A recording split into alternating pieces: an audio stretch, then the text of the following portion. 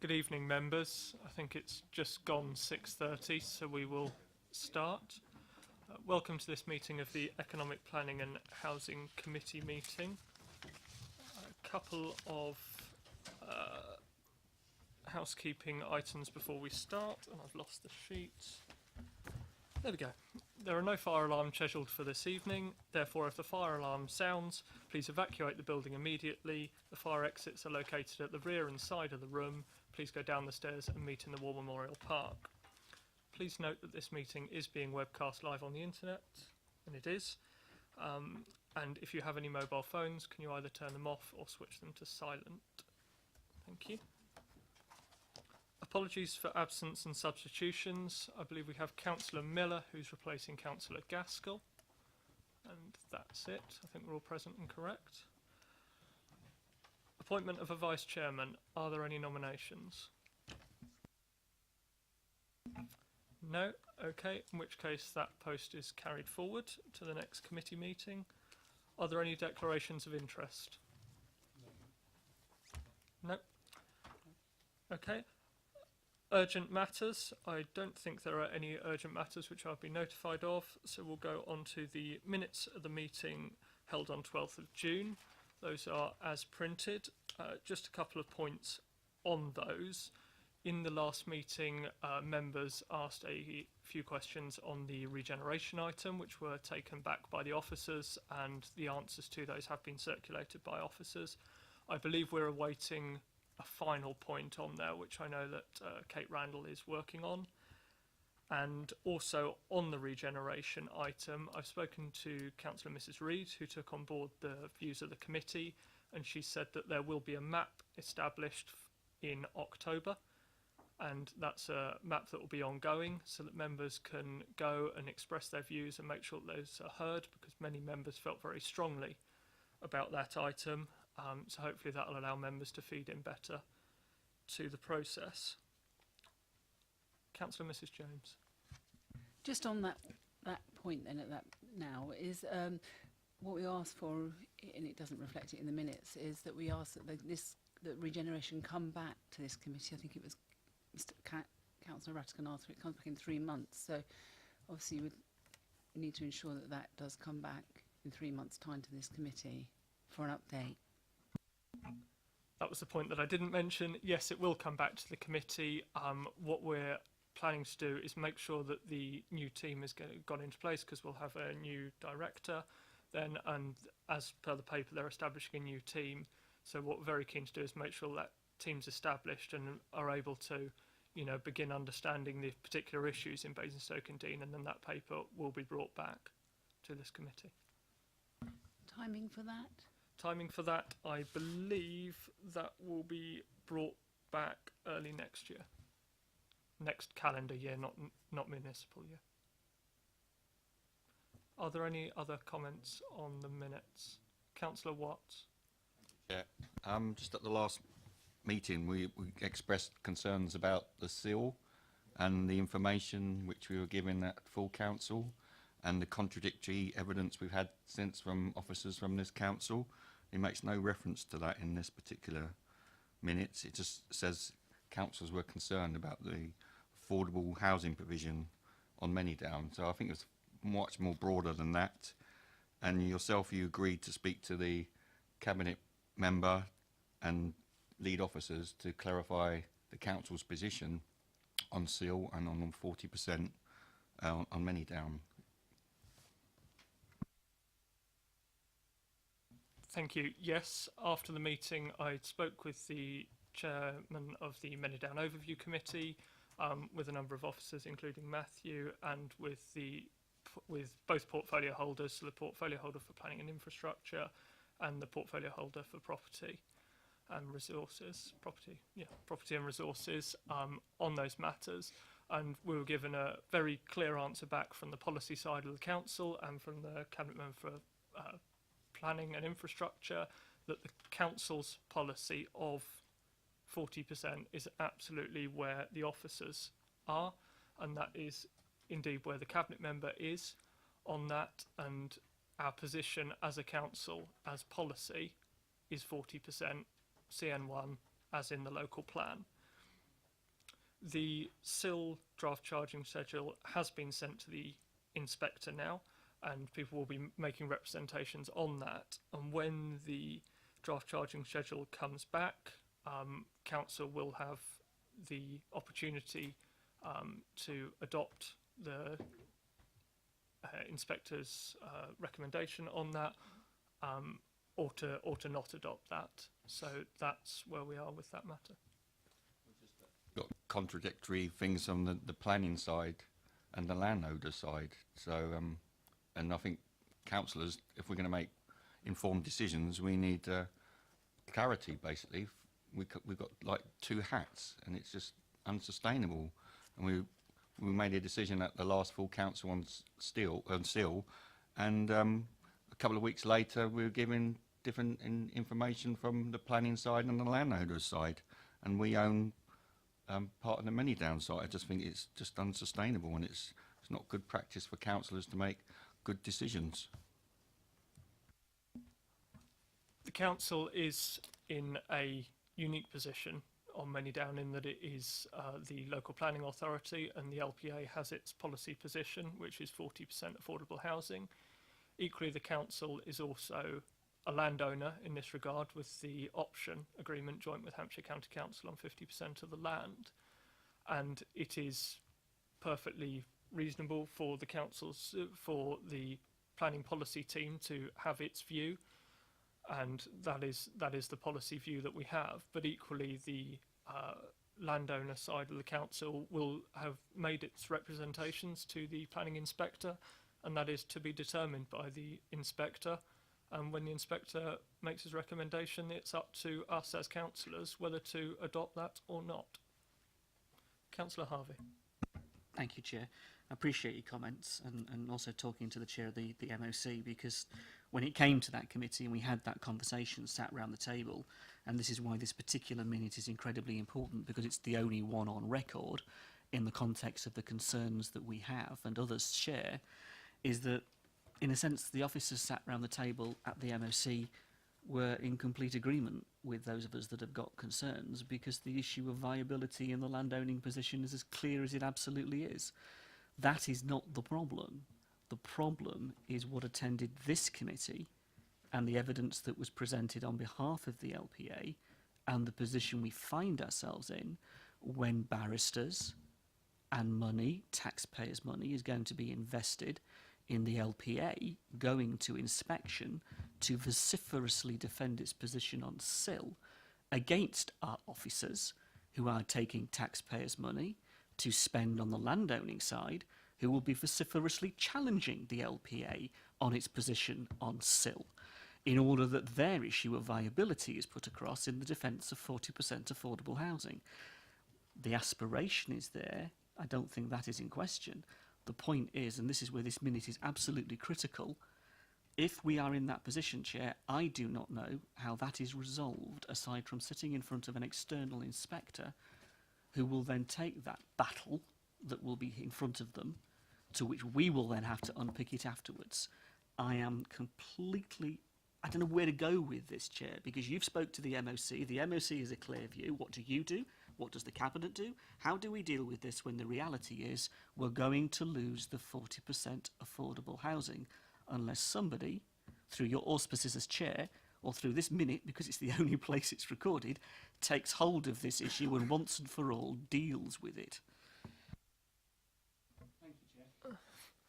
As you say, we are in a unique position with this, and I think your point is right in that the council as LPA is putting its best foot forward to the inspector, and that is for the inspector to determine. And as I say, we will have that brought back to us as members in full council, and we can decide whether to adopt or not to adopt the draft charging schedule. Councillor Rattigan. Just picking up on Councillor Harvey's point, it isn't the only time it's minuted, if I can just say that, because obviously we had a full council and it was voted on, and you know, whether it was a split council or not, the majority supported the SIL recommendation, and we have the Cabinet members' view that 40% is our target, it's our ambition, and it's what we want to deliver. Now, there may be constraints within that, by the inspectorate, or certain developers come back with their own views on things in terms of affordability. But I don't think we can shy away from the fact that this council has debated this time after time after time, and 40% is as ingrained as it can be. Whether it's possible on Mannydown, I don't know yet, because I'm not the inspector, and I accept that.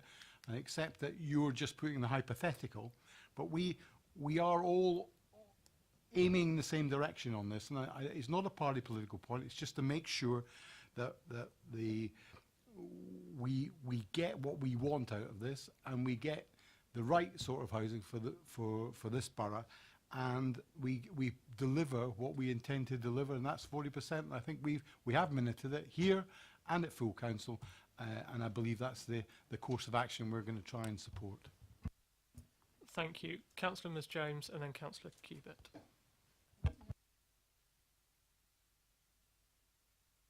In relation to the minute on the 27th of April, the other thing that we did agree is that we would ask the Cabinet member to come to this committee so that we could ask questions of him in relation to the landowning position, and that isn't minuted.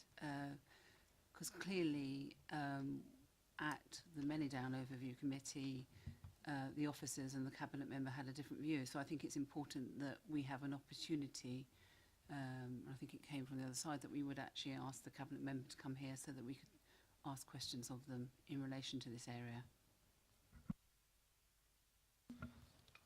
The minutes which are for discussion now are the accuracy of the minutes of the meeting held on Monday the 12th of June. I believe you're referring to a meeting of a minute held in April, you said? No.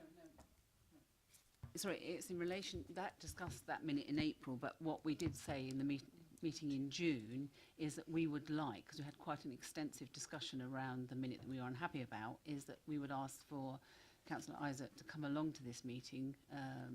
I think it was Councillor Cubitt that suggested it, that we would ask him to come along so that we could ask him questions, and we all supported the idea of that happening. And it doesn't reflect that in this minute, so can I ask that that is added to the minute, please?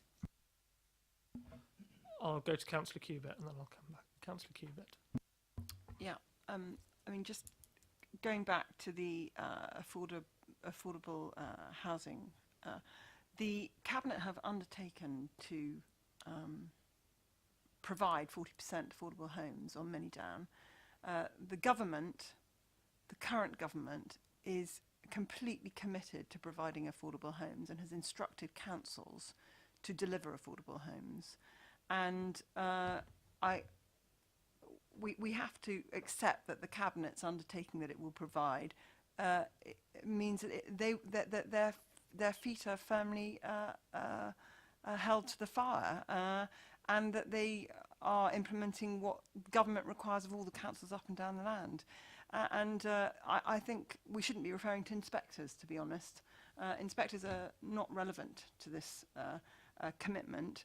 The government has required the councils to build 100% affordable homes on land owned by councils. So if some councils in this country can build 100% affordable homes, then a Cabinet and the leader who have committed to provide 40% affordable homes on land that we own should, and in my opinion, will be fulfilled. Thank you. I think, as you say, the position of this council in policy terms is absolute with that 40% commitment. I'm conscious that we're on the matters of accuracy on this minute and that we have got guests from the Environment Agency here. I do take your point, Councillor Ms James, about our mention of bringing the Cabinet member to this committee, and if that is something that you feel would be helpful to be included in the minute, then I'm happy to do that if members are agreed on that. Can I just get an indication as to whether members are agreed on that? Yes. Yeah, perfect. Thank you. Councillor Miss James. Sorry, I know this is all about the minutes, but I also want to pick up minutes in relation to page 6 on the regeneration aspect of the agenda. I just have some real concerns about the minute taking in relation to committees, and for me, this just doesn't reflect the meeting that I attended. I intend to actually sit down now, and I'm going to go through the paper, through that minute, and look at it, because this doesn't reflect what councillors asked, a range of questions, and there's lots of concerns that we had, and it was a really large debate that we had, and so I just have real concerns that this doesn't reflect what we agreed. In relation to the resolved, I'm not sure that's what we did resolve. I mean, there was lots of other things that we resolved, and there was real concern from everybody across the committee, really. And I just want to understand, how do we overcome this? Because these minutes don't reflect that meeting. What are we going to do to ensure that minutes reflect it? Other than me sitting down now, because I'm not prepared to sign these off, and actually going through, and I intend to do that, is go through these minutes word by word to make sure that this is a reflection, because it doesn't reflect it. And if we are going to have debate, and if we are going to have really good meetings that take place, how do we ensure that the minutes reflect that meeting? I believe that the minutes do reflect the discussion that we had at that meeting. I completely understand that members felt very strongly about regeneration, and as I mentioned earlier, the portfolio holder has taken that on board and will be establishing the map on that subject so that members can ensure that they have their voices heard. The report that came to us was very much a report on progress and an identification of issues. And as members, we made our views known on that. And our views have been taken into account by the portfolio holder and indeed the officers. And I believe that through ongoing engagement with the map, we can ensure that we have really full discussions on this item, which is very important to our borough, and ensure that we're getting that view across. Councillor Rattigan. Thank you. Just for accuracy, page 6 again, halfway up, councillors agreed a range of questions covering the first item. It says key drivers for current provision being 20%, not 40%. There's obviously some words missing there, either being a target for affordable housing or whatever, but something needs to be added to that line, just for accuracy. Thank you. Thank you. I've just asked Stephen to have a brief look at that. I'll go to Councillor Harvey. Thank you, Chair. We are talking about our minutes, and we're talking about this committee, and we're talking about the accuracy that we have in front of us, the recording of our debates and decisions and various commentary that we give. It isn't about the Cabinet member listening. The Cabinet member ought to have listened and gone away anyway, regardless of what this committee said and is minuted. That's to be expected. The Cabinet member is now talking about a map. That's fine. That's within their gift to talk about. But for this committee and for what we do for our business, it's absolutely critical that when we're presented with a paper, as we were, that's changing the policy, and we had a really good discussion. That's the other point about this, and that's why we're labouring it. Because we actually had a really good discussion around the table, and we all raised really good points. That is not reflected in these minutes. And for a record of this council's business, forget the Cabinet for one moment, but for this council's business and this committee's business, that's what we're asking for. We don't recognise these minutes being a true reflection, accurately, of the conversation, the debate, and the good discussion we had round the table. Well, the Cabinet member does is up to her. That's a different matter. But what we do is our business. And that's why we're raising it in the way we do, because we'd like to see it sorted out going forward from here. And this is the perfect example of where it isn't good enough. I think what we need to bear in mind with the minutes of the meeting is the action points that we take away from that. And, you know, the minutes of the meeting are not intended as a verbatim record of the meeting, and we certainly have the webcast of the meeting for that, so we can, you know, if members want to go back and see what's been said and what's been discussed, there is always the webcast for that purpose. That's not what's being asked for. If you take a look at the resolution, we talked about the regeneration options, and we had a discussion about all of them in different ways. In particular, we had discussed about the wider regeneration aspect rather than just the low-hanging fruit that we discussed. We discussed a lot more than is in here as actions and as points. It isn't about a verbatim commentary. It's about a set of minutes that does the job in a way that captures this committee's commentary better than these do. And that's the point we're raising. With you, Chair, in the context of seeing this bettered, really. And we hope that you will take that on board and go away and actually come back with something far. Don't sign them off, but actually come back with something positive in that respect for us as a committee. Councillor Ms James, you had your hand up. It's just that if you look, if you picked 4 questions or 5 questions that we asked covering the meeting, it has no reflection of that meeting. And if we are going to reflect meetings, which questions, what are we going to minute? And maybe you need to read back at the end of the day what we're going to minute, because I see this set of minutes as being a very political set of minutes that don't absolutely reflect what we discussed.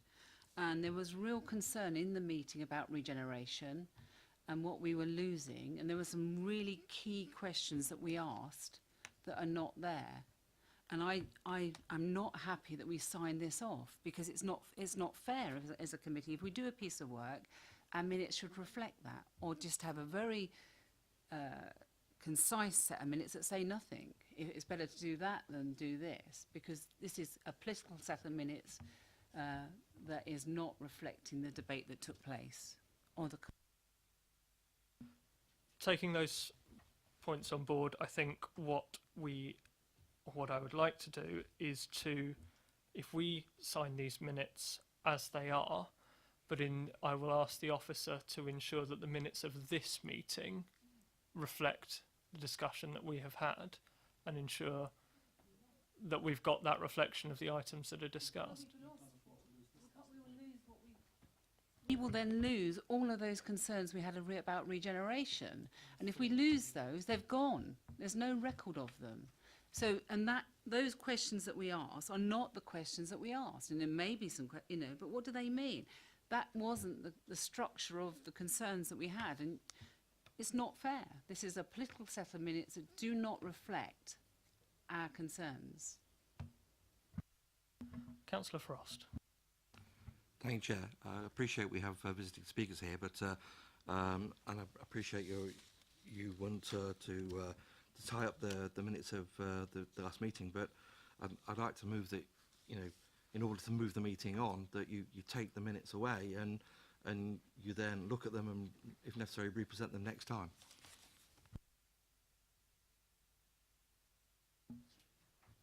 I will take, if that's the committee's view, I will take the minutes away. I will ask the officer to review those minutes and review the webcast of the meeting, which we have on public record, and ensure that we look at those again next meeting. Right, we now come to the water environment in the borough, which was a motion put into full council, I believe proposed by Councillor Rattigan. We have visitors from the Environment Agency. We have Mary Martin and Emma Longford, I believe. It was close. I do apologise. We've got a presentation. We've got a presentation from you on the water environment in the borough. I will go to Councillor Raffel as portfolio holder to say a few words first. Thank you, Chairman. I'm glad this matter has come before the committee. It's probably will regarded as overdue. We're very pleased the Environment Agency officers are here. I hope you'll give them a warm welcome and won't remind them too often that, again, we would have liked to have seen them in the past and probably on many occasions. And instead, start the relationship now and work at ways of being kind to them so they'll come back soon and tell us more. I look at this very much as work in progress. This is not the end of the road, this is the start of the road.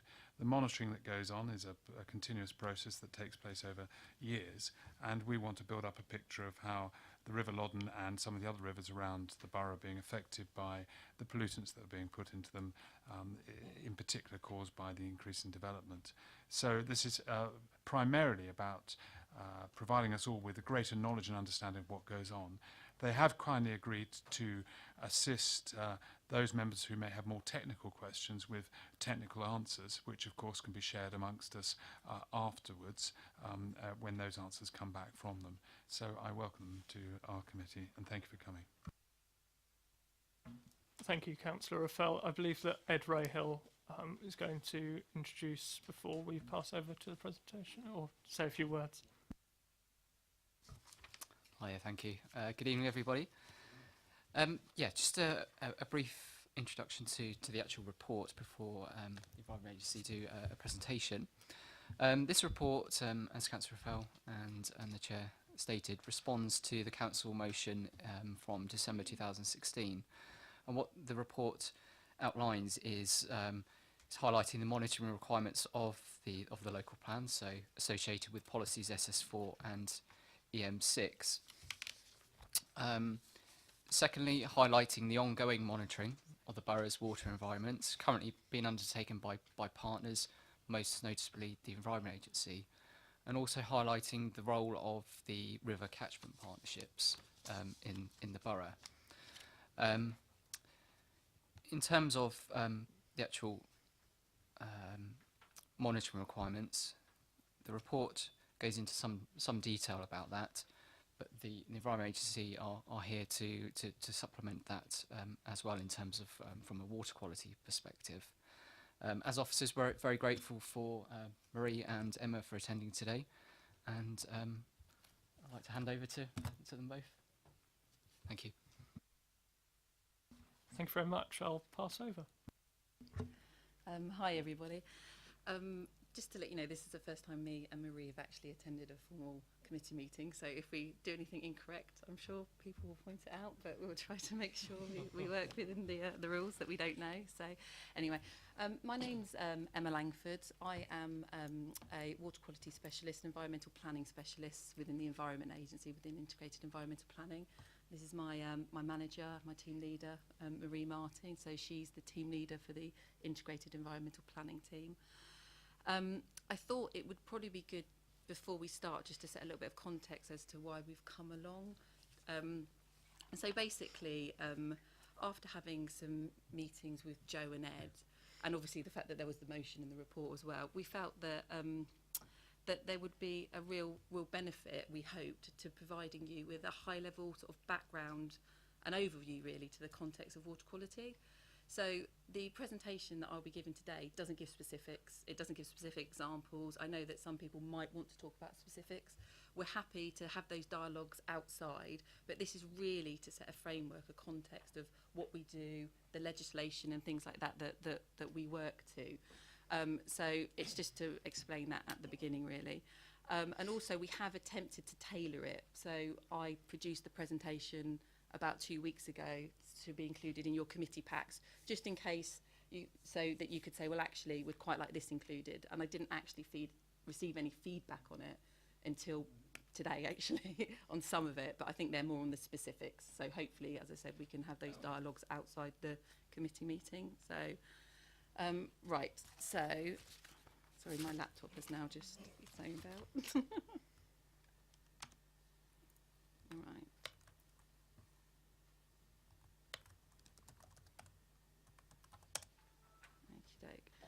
Right, so this is the general content of what we were hoping, well, what we were presenting on today. So it's a bit of information about who I am, a bit more than just my name and my role within the organisation, a bit of information on Marie, a bit of information on the Water Framework Directive, what the high-level ethos is, what it's all about, that sort of thing, about the environmental monitoring that we do generally as an organisation, But what I've done is I've sort of tailored it specifically to Basingstoke examples to put it in a context for yourself, so it's not completely generic.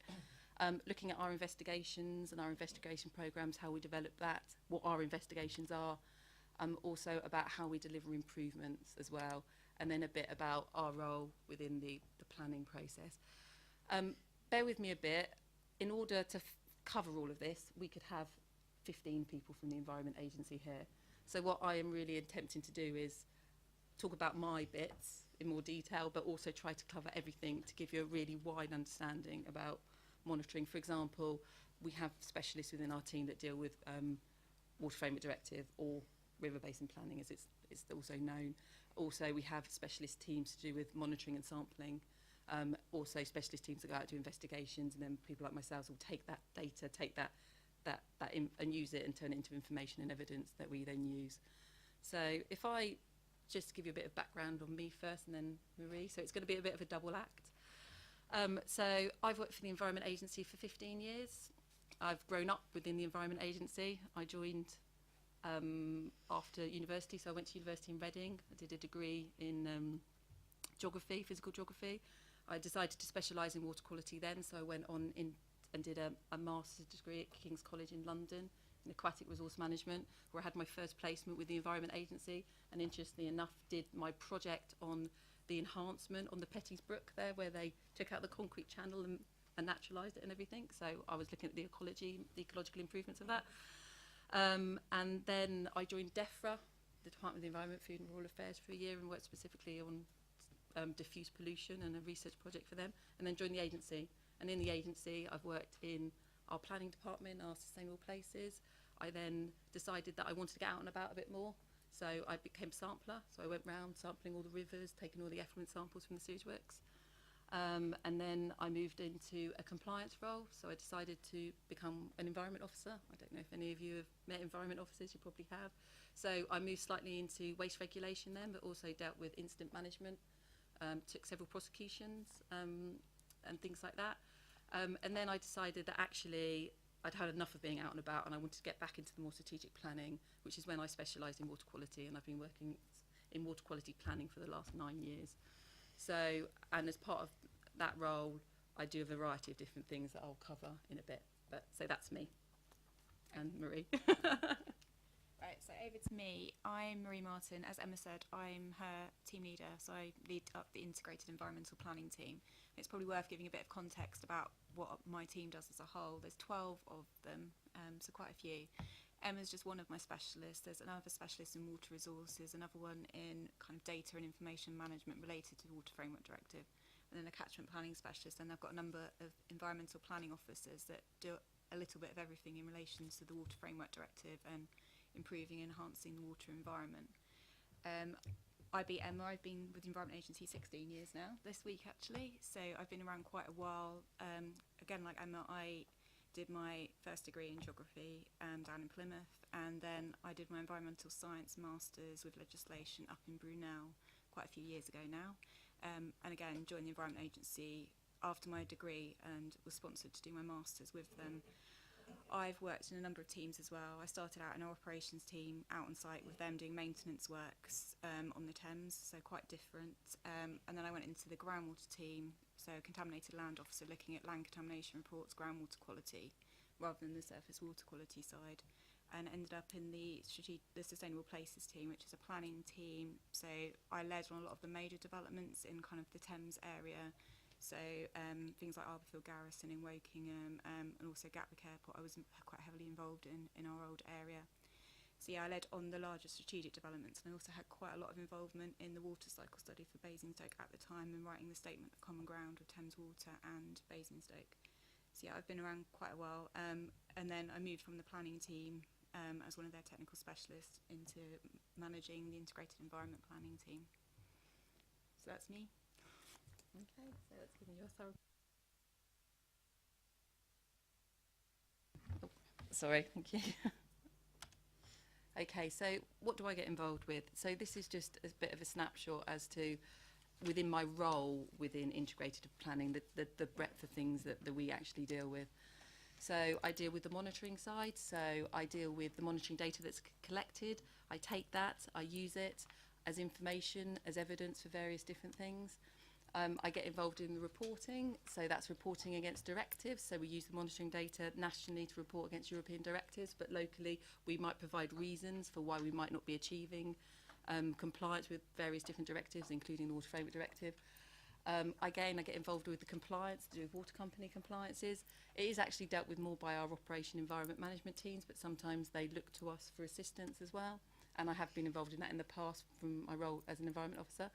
We also do prevention. Our environment management teams go out and do a lot of prevention, pollution prevention work, often in conjunction with places like Thames Water or something like that, to improve water quality. Again, river basin planning. I'll go into what river basin planning is in relation to the Water Framework Directive a bit later. We also do permitting. So the Environment Agency sets the environmental permits. I actually am a specialist in modelling, so I do water quality modelling, and I help our national service locally but generally that's dealt with by our National Permitting Service. We do incident response, as I said. I've done that in the past, not so much in my current role. Enforcement, we take enforcement action as a result of incidents or in relation to non-compliances with permits. So that's either complete illegal activity or obviously non-compliance with permitted activity. Investigations, I'll go into the investigations programme.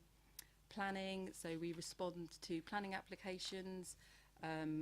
We also respond to obviously local development plans and also get involved in the water cycle studies that support and underpin those plans.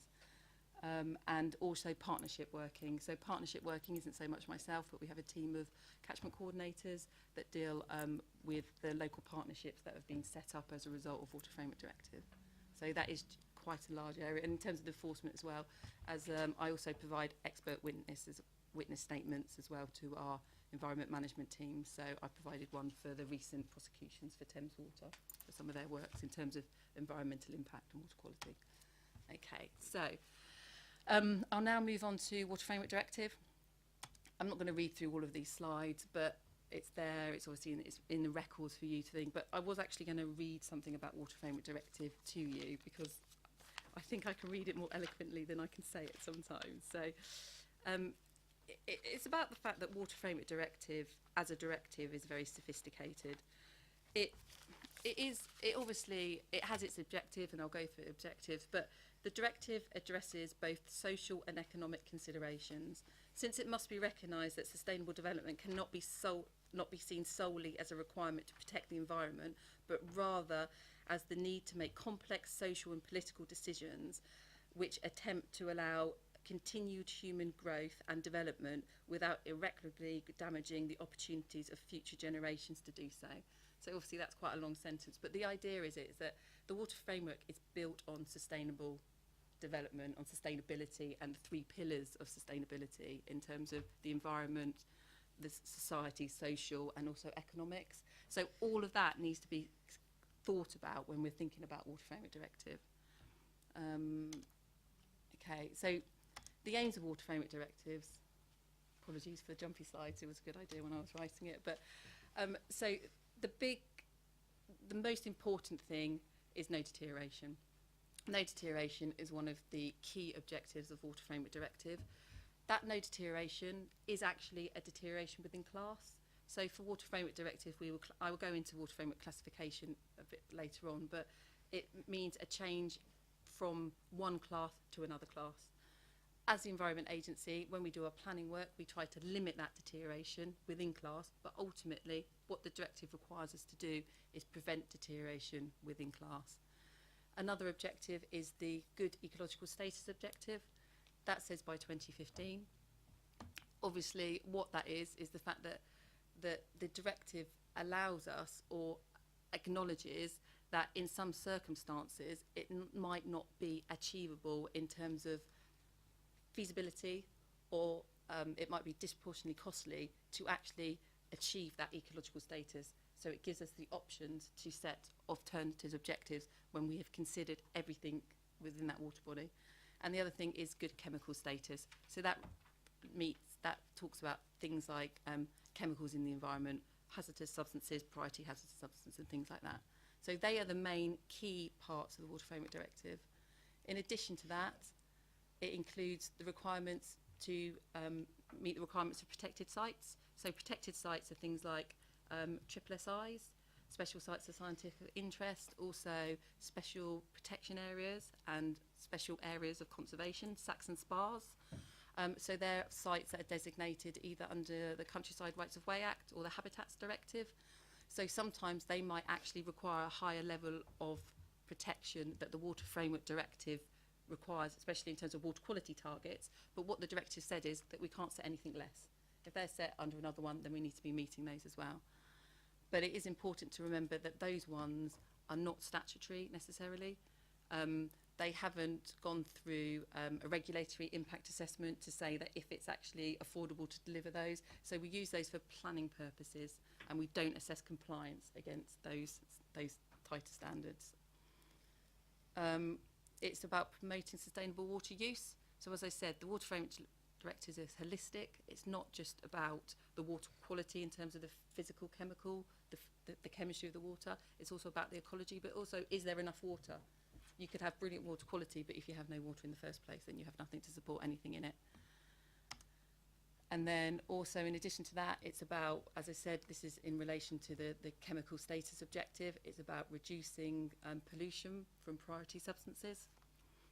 Priority substances are designated in the directive by Europe, but also we have UK-specific pollutants as well.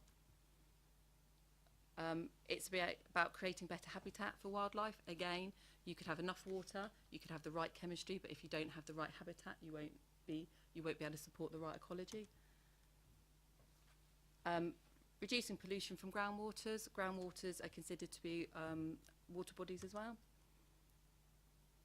And then also the fact that mitigating the potential impacts of floods and droughts. And finally, what I've mentioned before as well is ensuring public participation. So as a result of this, liaison panels were set up as the river basin management plans have been developed. And this is why within the Environment Agency we have catchment coordinators with specific roles of delivering partnership working to deliver Water Framework Directive as well. So it's a bit weird that I'm sitting here because normally I move around when I give a presentation. So, but if you can see, the Water Framework Directive requires us to the Environment Agency to produce river basin management plans. So the country and Scotland and Wales are split into 9, well, England and Wales are 9 different river basin districts. 2 are cross borders and there's 1 in Scotland. So the one specifically that I deal with, which is the Thames River Basin Management, which is obviously the one in the blue there. Actually, I can show it, can't I? I can do it with the mouse. So this one here. We're quite specific. We're lucky. It's got the fact that we have a single river basin, so we have from source to sea. A lot of the other river basins, river basin districts have a number of smaller ones. That presents many opportunities, but also many challenges as well, because we've just got a single river basin district to deal with. So this is just a slide here about what the Water Framework Directive actually covers in terms of what is a water body. It literally covers absolutely everything. So we can talk from, it's not just about rivers, we're not just looking to visit, we're looking at those objectives applying to lakes, to estuaries, to coastal waters, to groundwaters as well. And then also artificial water bodies, such as reservoirs, things like that. So that's just to give a demonstration of all of those. And this slide is to demonstrate, this is a slide that gives us the overall water body status for the Water Framework Directive for 2015 classification. So the Water Framework Directive is you get high, good, moderate, poor or bad. And as you can see, the reason that I've put this in the presentation is the fact that this is, I'm trying to use it with my mouse here, but this area here is obviously the parts of the Loddon, for example, that Basingstoke discharges into. But as you'll see, it's a massive challenge. It's a massive challenge across everywhere to deliver Water Framework Directive in terms of meeting ecological, and this is just in relation to ecological status. So it's really to put everything into context that it's a challenge across the whole of the Thames River Basin District. There's very, very few parts that we're actually currently meeting good status. However, this doesn't necessarily, it's 17% of our water bodies are currently at good ecological status in 2015. So, but actually what that doesn't represent is the complexities of the classification, and actually 79% of individual elements are at good or high status. So what I've done is I've included this incredibly complicated diagram that helps, that sets out Water Framework Directive. So the reason I've included this is quite often the Environment Agency might be asked is, what is the water quality within this particular water body? And actually, we're not trying to be evasive when we say, what exactly do you mean? It's because we can break it down by any of these units here. So these are the high level ones, but each one is broken down even further. So and all of these feed into the ecological status. But in addition to that, we have this chemical status as well. And then groundwaters have separate objectives as well. So this slide is there to demonstrate the fact that that it is an incredibly forward-thinking, it's a very sophisticated piece of legislation, but it also is very, very complex in terms of, and the other thing is we apply this not only at a water body level, but at a site level. So we monitor water bodies, we monitor individual sites on rivers to classify water bodies, but we also look at individual site levels. So we could be talking about a single sample point, or we could be talking about a whole water body. Some water bodies will have a single sample point in it classifying it. Other water bodies might have 2 or 3, depending on their size. So the next slide is one laptop. The next slide hopefully simplifies it slightly more. So the Water Framework Directive, basically, you apply your class based on the worst performing element. So everything could be absolutely fine. So you could have very good water quality in terms of ammonia levels, phosphate levels, pH levels, temperature and dissolved oxygen. You could have all your chemicals could be at good status. You could have a brilliant fish population. You could have all the plants that you need. But if you've got a poor invertebrate population, then you would class that water body based on that worst performing element. So that's what this slide is designed to set out, really. I would rather we waited until the end for questions, purely because the answer for that might be the answer for your question may be on a subsequent slide. Just that it's useful because the slide's up, if you wouldn't mind. I'm happy to, We can go back to the slide. We can. sorry. I was going to say we can come back to that. We can come back to the slide. If you, we'll make a note of the slide and we'll come back.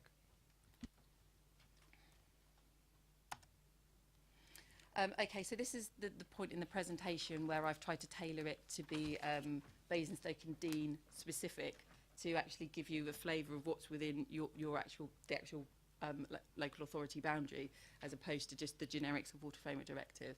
And I think actually you've been sent this as part of the monitoring report as an interactive PDF, and I know there's some issues around that that have been raised, that Ed's raised with me. So, but this is actually within that one. It's about the transparency, I think it is. But so obviously Water Framework Directive, you have high, good, moderate, poor, bad status.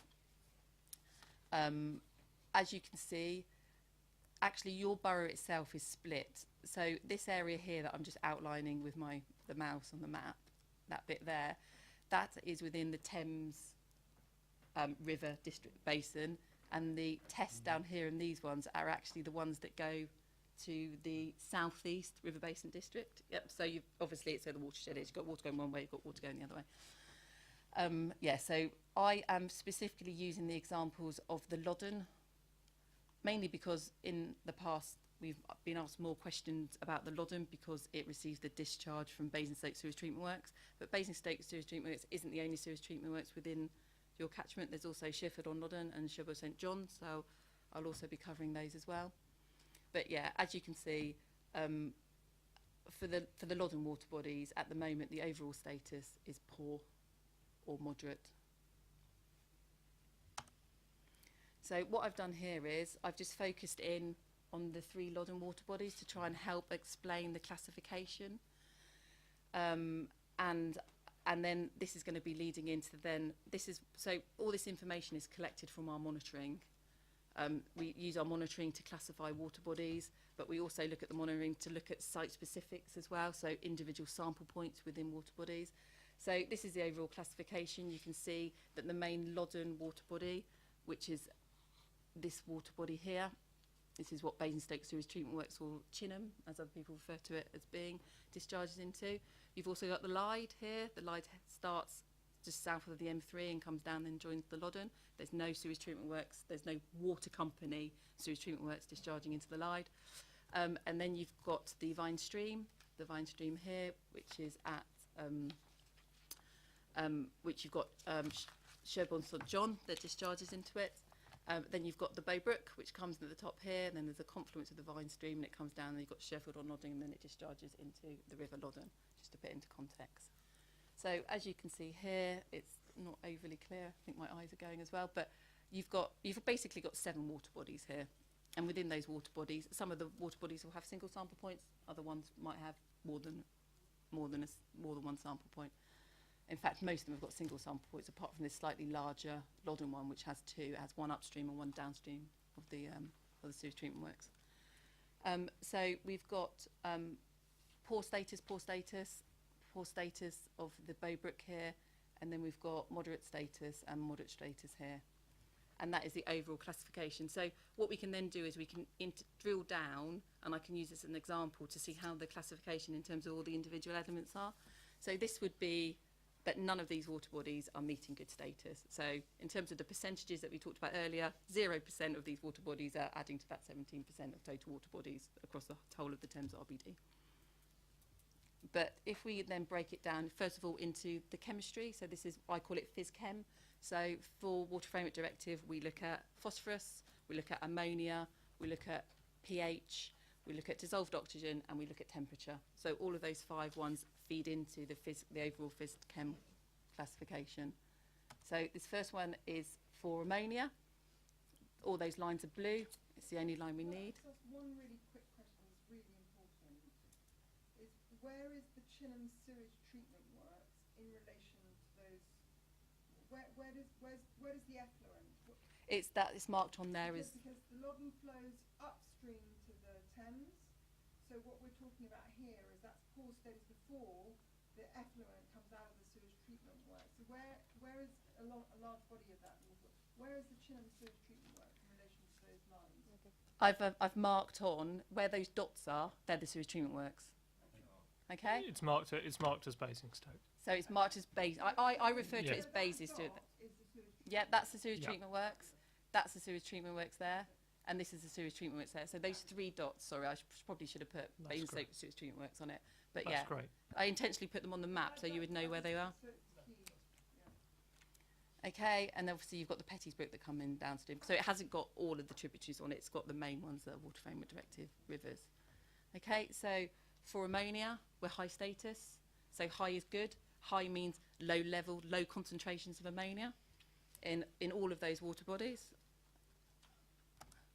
The next one is, sorry, clear, hopefully you can see it more from your slides, is dissolved oxygen.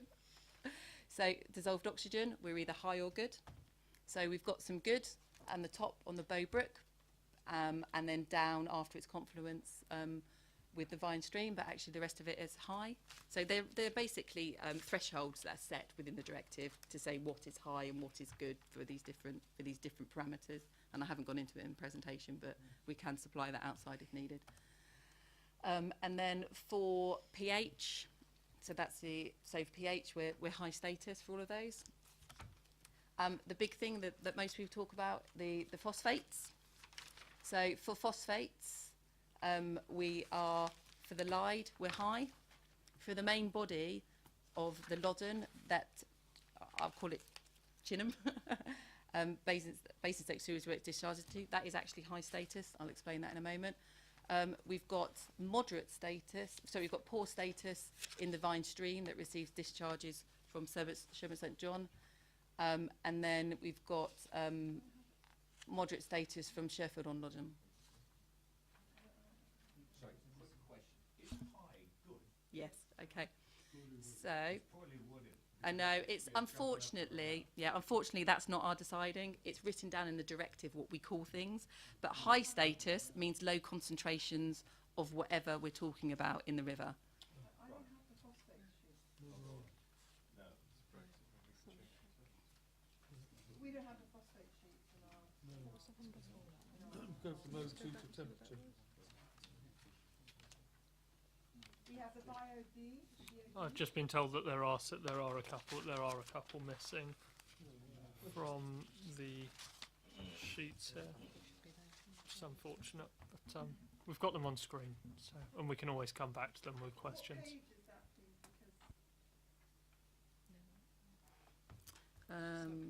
Because so when I Do we know the slide number? slide page. Yeah, the slide number that if you are...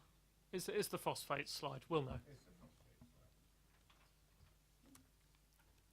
Don't worry, we know. Don't worry, we know it's the phosphate It's slide. slide 16 anyway, in my Perfect. presentation, the presentation up there. So, Perfect. Thank you. so we've got so high. Yeah, absolutely. Unfortunately, we would like to change it. We can't change it. It's what's written in the directive. It's what we've got to call things. High status means that there is low levels of whatever the concentration is in the river. So anything that's high is good. Anything that's good is good. Anything that is moderate, poor or bad is not good. It means you've got high levels, you've got higher levels that you would want of those particular chemicals within the river. And I do understand it is confusing. It is confusing. And we have answered questions on it previously. So high means you've got low levels. High means you have low levels of the concentrations, and the other ones means that you have high levels of the concentrations, or elevated. You could use the word elevated. Do you want to? I was just going to say that's one of the queries we often get is it's saying high, so this is kind of why we're here. Yeah. We understand bands, we understand high. Okay. So, for example, the Basingstoke, the water body of the Loddon, the main Loddon channel, that Basingstoke, that is high status for phosphorus. Okay. However, the reason that is high status is because there is 2 sample points within that water body. There is one upstream of the sewage treatment works, which is at high status, so we've got low concentrations, and there is one downstream of the sewage treatment works, which is actually at moderate status, so that has elevated levels of phosphorus in it. But the way the classification is done is you take a medium of the 2, which means for this water body, it comes out as high status. However, we do not base things solely on a whole water body level. We base things based on site-specific sample point levels as well. So for Basingstoke, the fact that the downstream sample point is at moderate status, it is at less than good. And that is acknowledged, and we are aware of that. So when we do investigations and we look at where we are failing to meet good ecological status, we looked at a sample point and we look at an element level. We don't look at a whole water body status only. So for Basingstoke, that downstream sample point is at moderate status. There is a significant level of growth that is planned within Basingstoke, as identified in the plan. We undertake planning work with the water companies as part of their price review.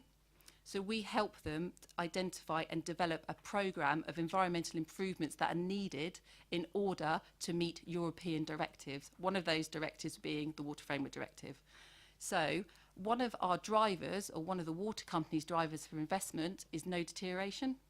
This is where, if we believe that there is a risk of deterioration to a water body or to an individual sample point between classes, not within class, but between classes, we identify, investigate, and we work with the companies at potentially putting in schemes to ensure that that deterioration doesn't happen. The reason I'm going through the detail now is I think the flow's working.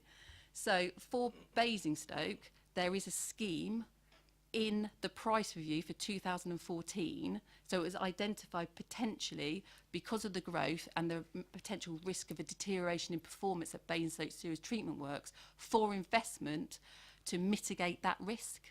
So Basingstoke sewage treatment works within the next 5 years, so after we've done a planning, after the period, well, the price review planning takes place, the water companies develop what's called an asset management plan. So that is a programme over the next 5 years of improvements that they have been funded to deliver. So these are ones that Ofwat say that they can charge their bill payers to deliver. Basingstoke is receiving investment in order to tighten the phosphate limit from 1 milligram per litre to 0.5 milligrams per litre in order to ensure there is no deterioration within status class from moderate to poor. So that is there and it is in place. So that is my example of how, even though a water body might be at high status for phosphorus, it doesn't mean that it's not been noted, it's not been acknowledged, it hasn't been investigated, and there isn't a measure that's been put in place to mitigate any risk that might be there. Okay, so I will now move on to the next bit. So the reason that I've included these is, so this is, I can't see. I'm sorry. This is temperature. So we're at high status for temperature as well. So we have no issues with temperature within the water bodies for the Loddon. But now we move on to the more interesting things, which might be driving the overall water body status. So this is an example of the fish. Thanks, Marie. So if you look for the Lyde, so the Lyde water body overall is poor status. It has no sewage treatment work inputs, but it's high status for phosphorus. But the reason that the whole water body is poor status is because of fish. So the reason that the fish communities within this water body, it's not necessarily water quality that is a pressure in this instant. It could be barriers to fish passage. It might be lack of habitat. So there are multiple reasons why a water body might not be at good status.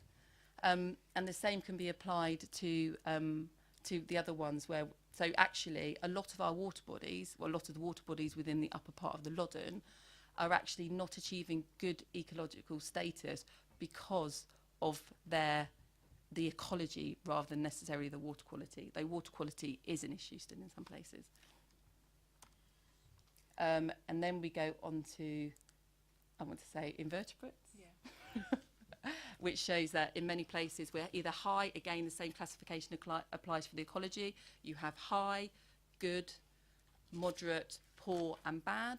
So actually for the invertebrates we are at good or high status. What we are as an organisation is we're evidence-led.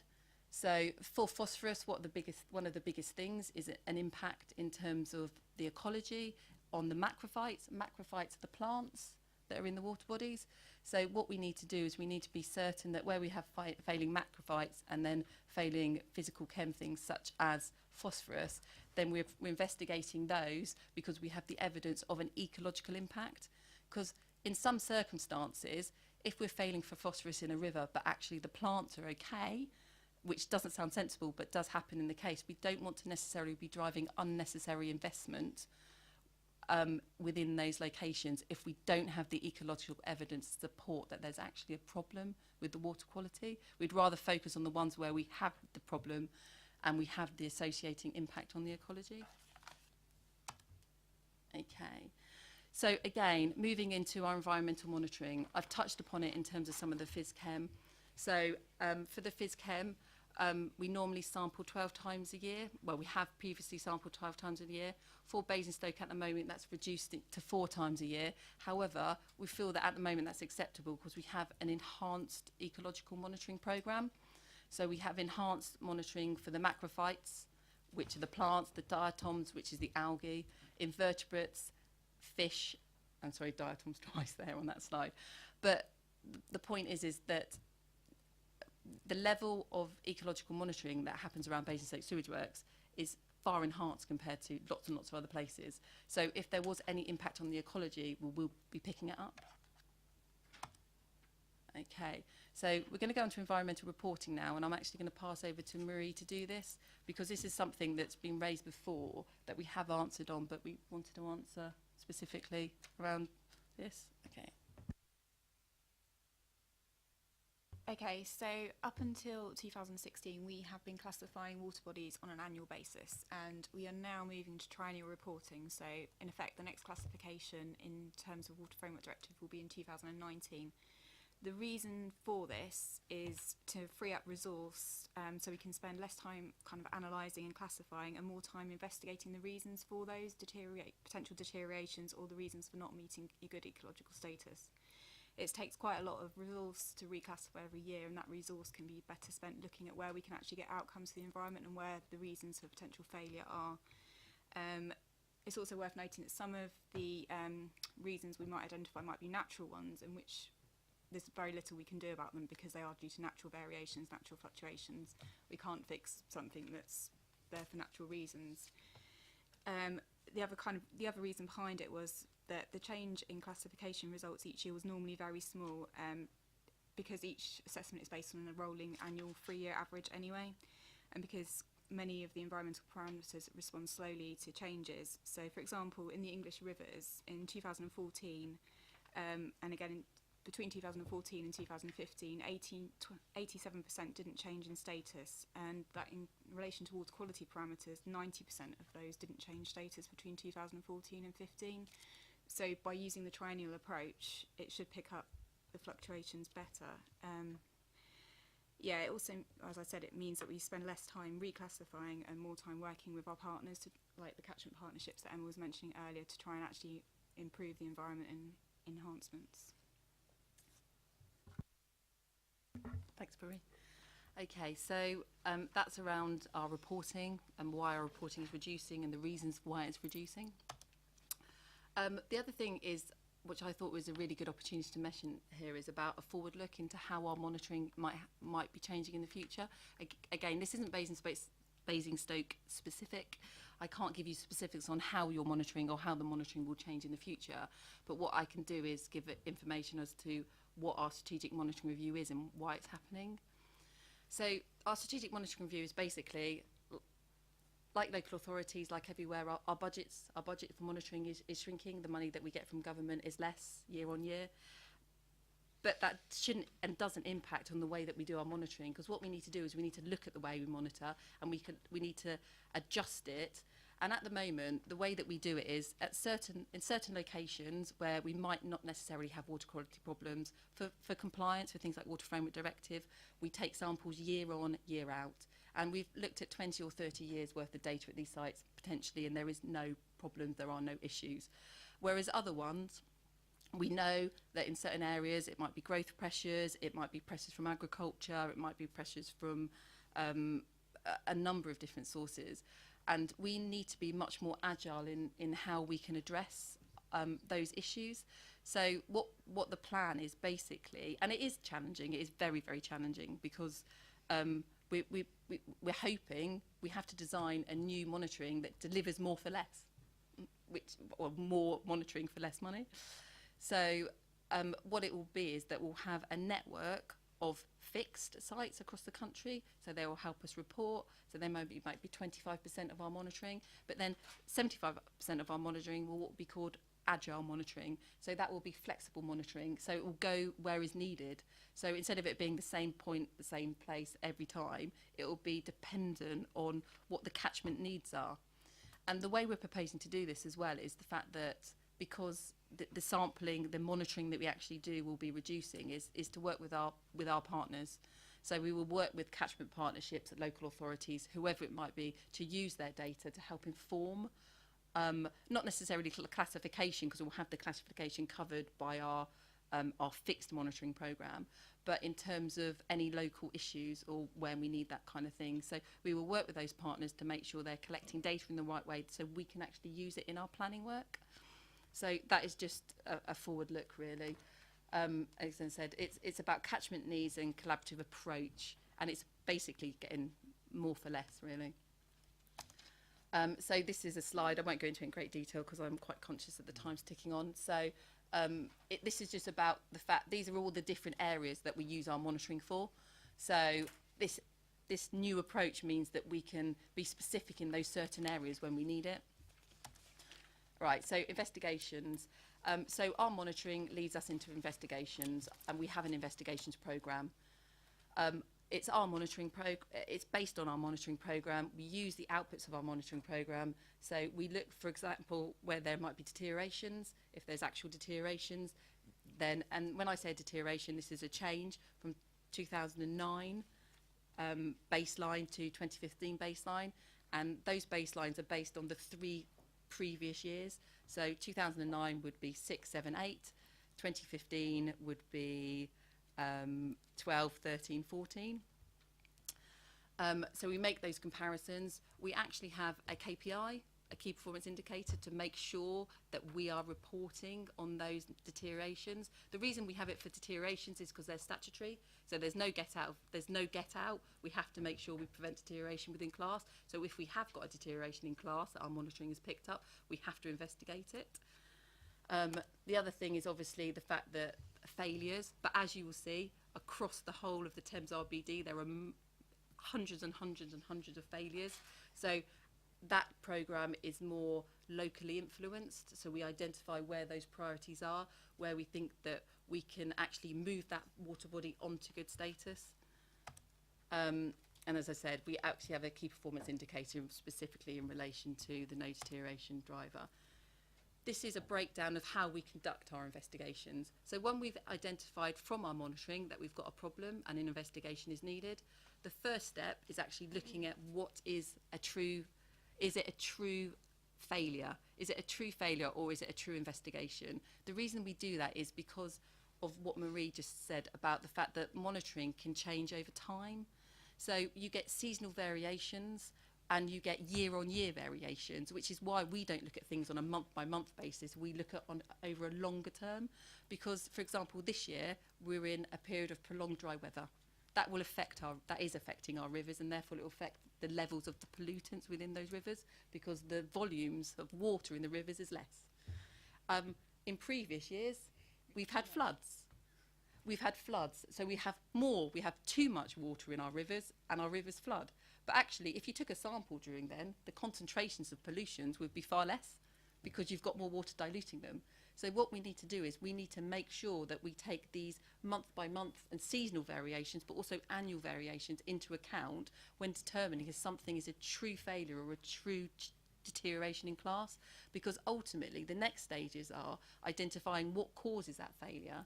And then the next step along there is also deciding, okay, what do we need to put in place in order to either reverse that deterioration or help that water body get to good for whatever element, being it an ecological element or a phys-chem element that might be failing within that water body.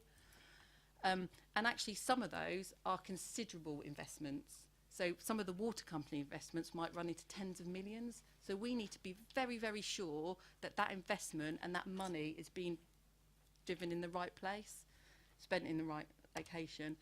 And also what we have to do, especially with our getting to good schemes, is this is where the economics and the social aspects come in. So we need to make decisions, we need to do economic appraisals on everything that's needed within a catchment to get that operational catchment to good status. And that is based on how much it's going to cost as to how much benefit we'll actually get from it.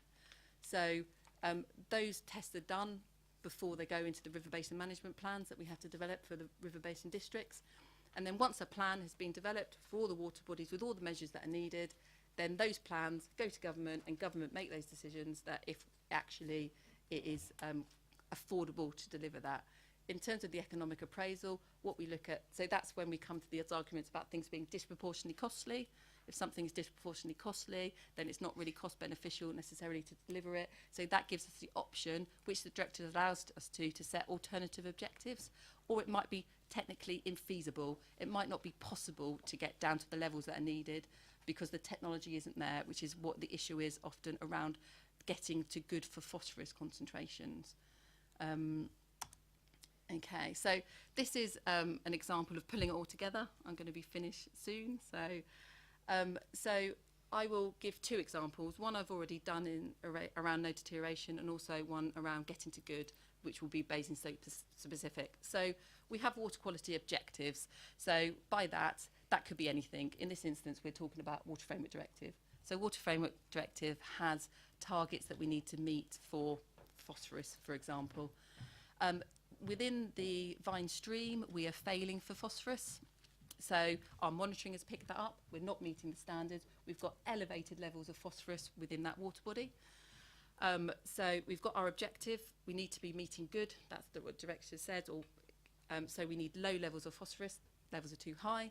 Monitoring has picked that up. So then we do an investigation. We believe that to be a true failure.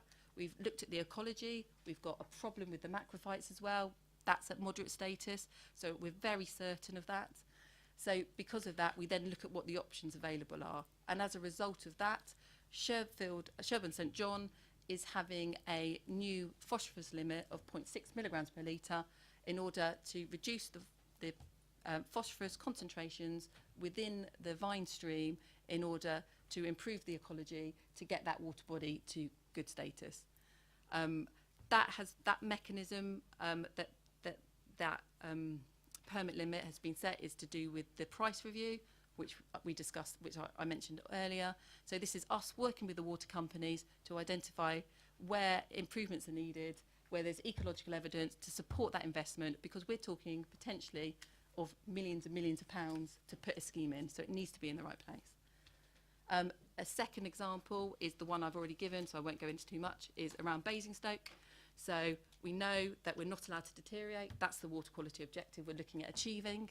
The deterioration risk here is from moderate to poor at the sample point downstream of Basingstoke sewage works. This hasn't been picked up by our monitoring because there is no deterioration that has occurred. However, what we do is we consider risk as well. We've considered the risk of a deterioration in the performance of Basingstoke sewage work in addition to the growth. So therefore, there'll be more effluent being discharged from the works because there'll be more people within the catchment. We've done the modelling. We have then assessed that there is a risk. We've identified with the water company that in order to mitigate that risk, we need to tighten the permit limit at Basingstoke sewage treatment works from 1 milligram per litre to 0.5 milligrams per litre, which will prevent that deterioration. And then we will continue to monitor. So that's two examples. So this is the price review. I won't go into this in that much detail because you've got it in your slide pack. So this is just some explanation of how we work with the water companies. So we work with the water companies on a 6-year cycle in terms of planning. So this fits in with their business planning cycles. So they develop their business plans. It's 4 parts of their business plan. One part of that is the environment programme.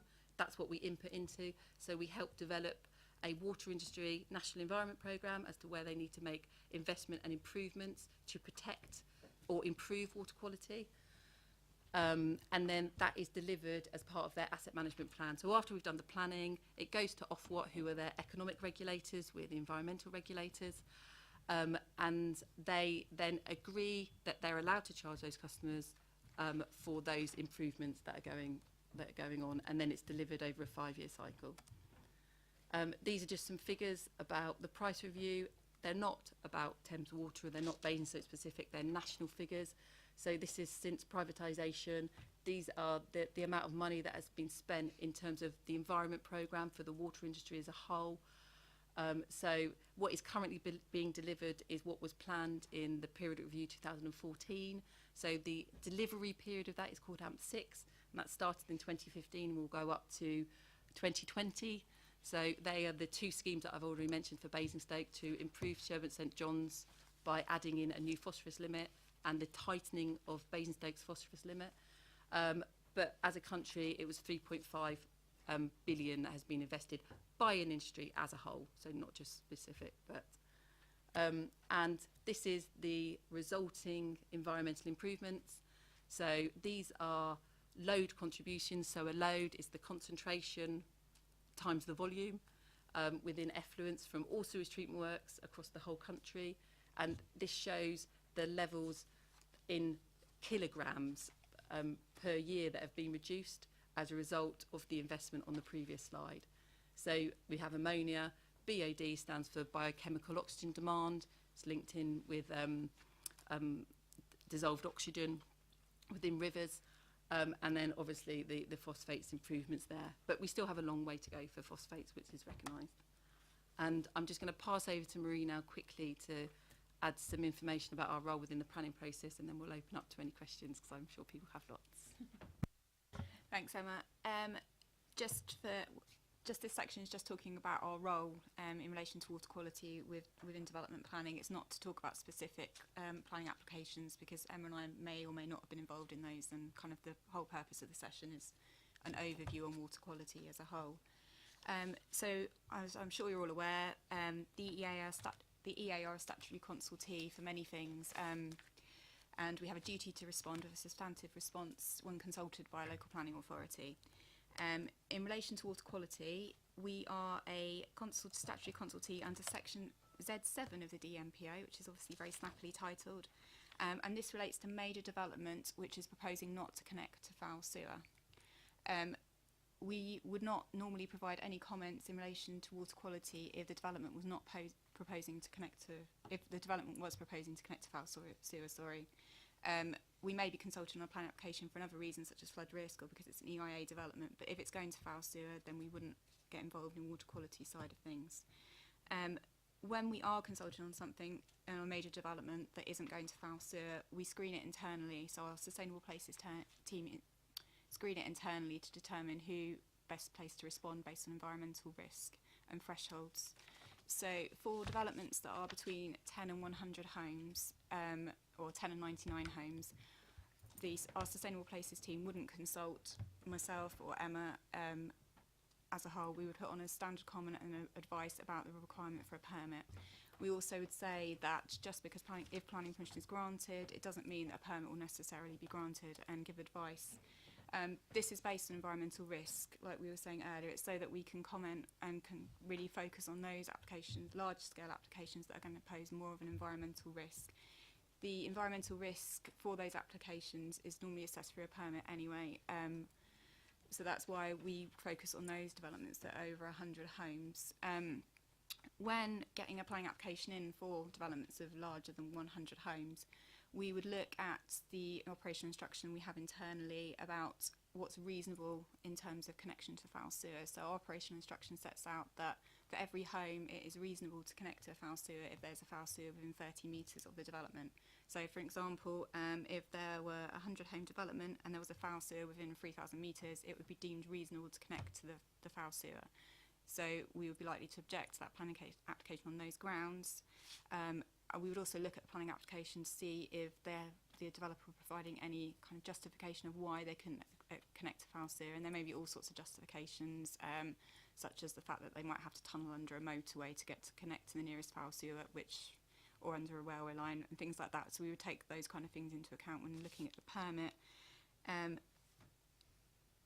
How we would respond to an application we're consulted on for over 100 dwellings would very much depend on the environmental setting at the time and the context, and the justifications the developer were proposing, and also what options they were proposing. Like we objected to one in another local authority because they were proposing to discharge to a canal, which obviously would have slower moving water, so it was more of a water quality issue. So it would very much depend on the environmental context. So it's quite hard to say we would object to this, we wouldn't object to that. Yeah, we'd also look at the application to see if there had been any assessment of the impact on the environment.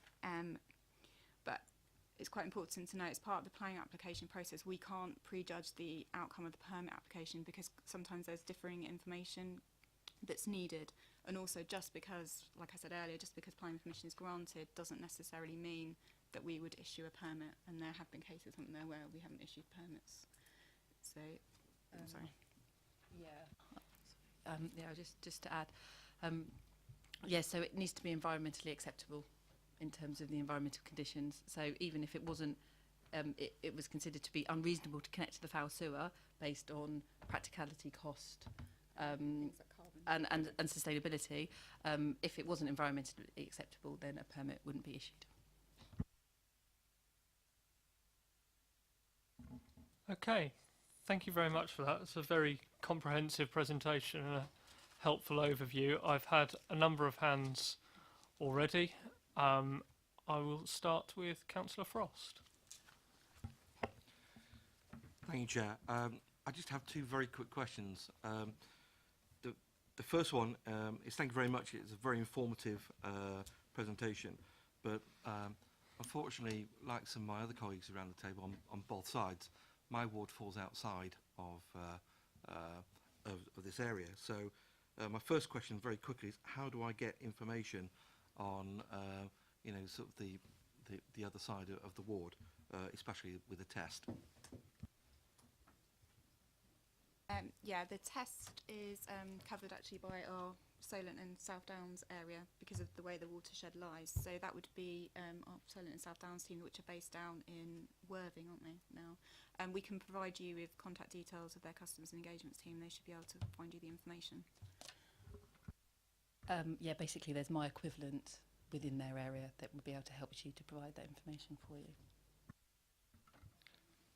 Thank you very much, Chair. And that was my first one. My second one, if you'll very quickly indulge me, is that with the moving from the annual monitoring to the triennial monitoring, I want to talk about baselines.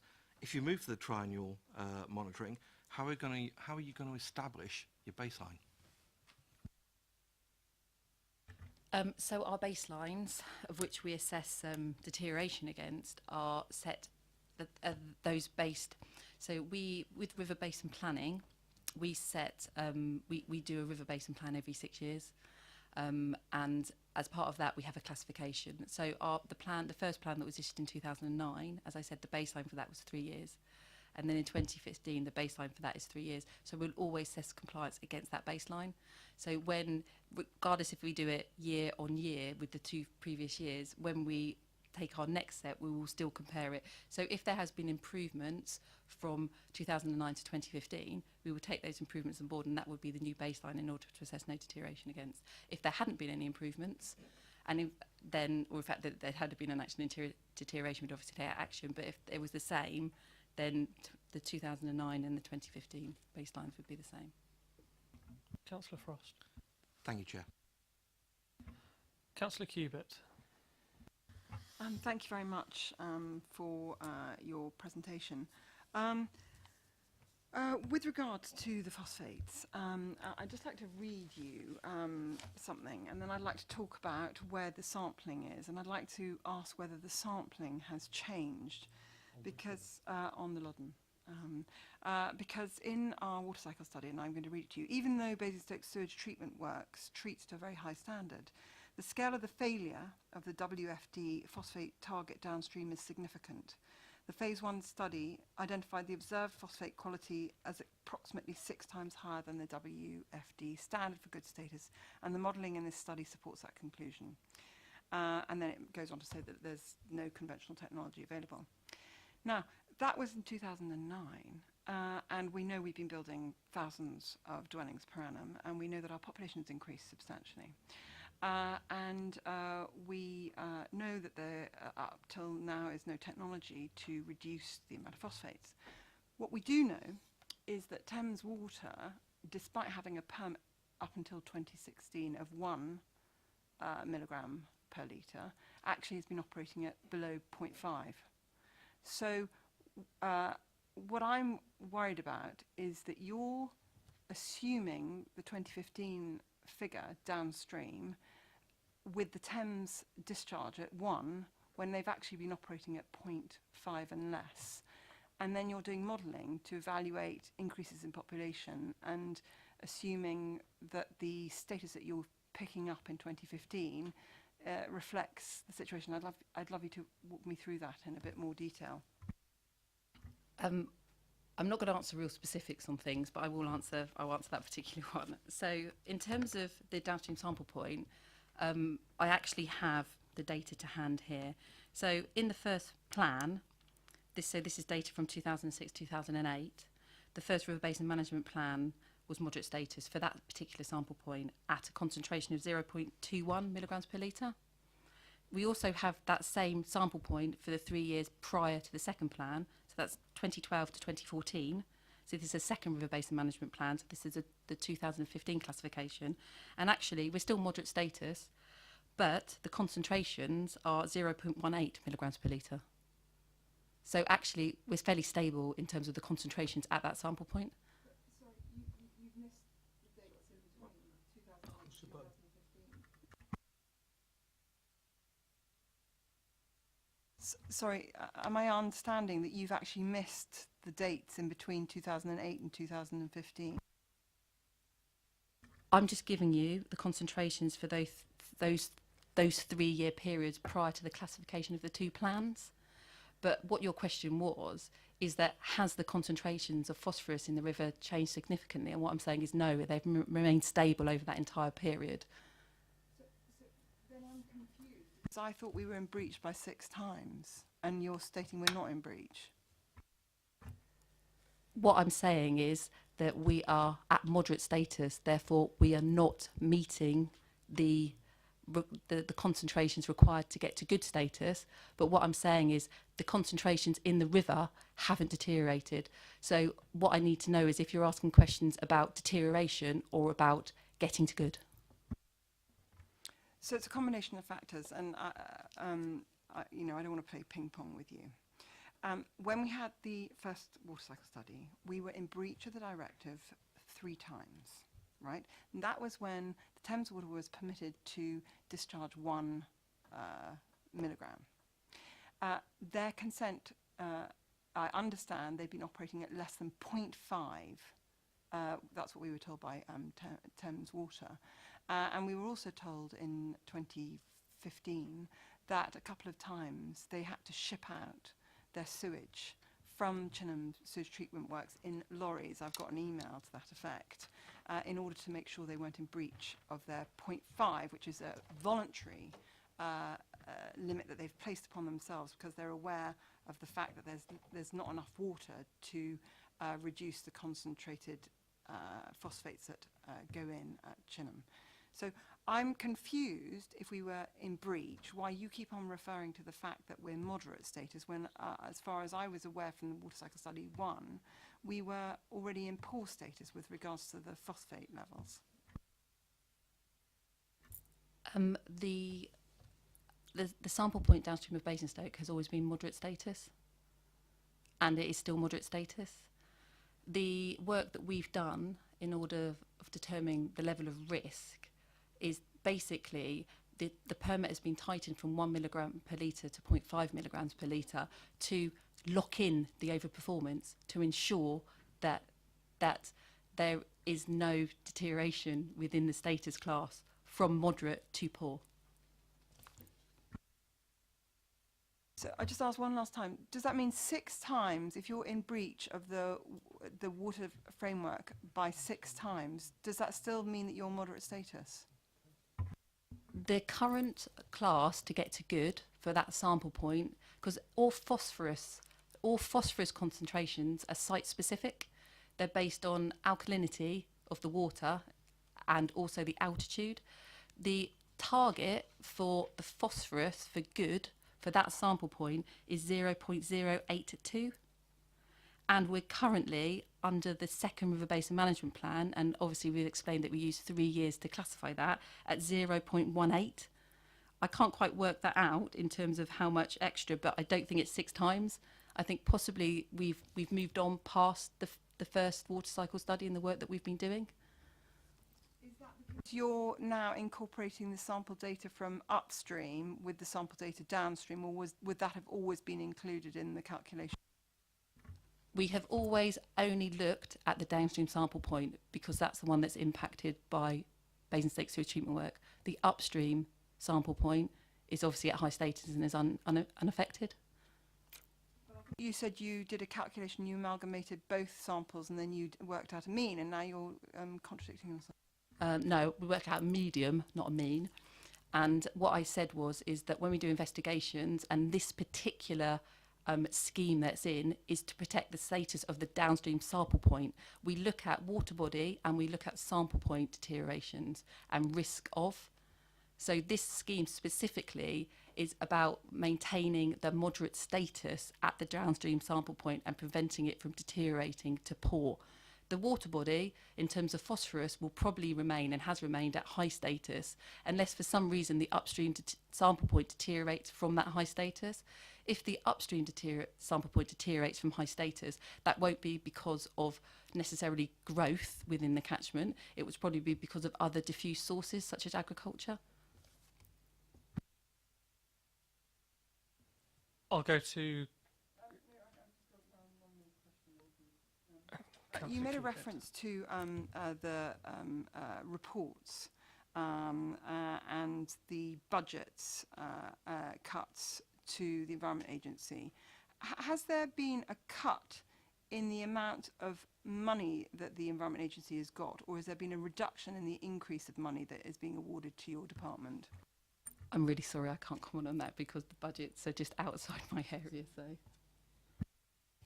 the funding, the funding is quite complex. It comes from lots of different sources. Some of that from water company charges, from lots of other things, and some from grant and aid from government. And it's likely that the grant and aid is only going to go one way, which is similar to local authority budgets, and it's not up.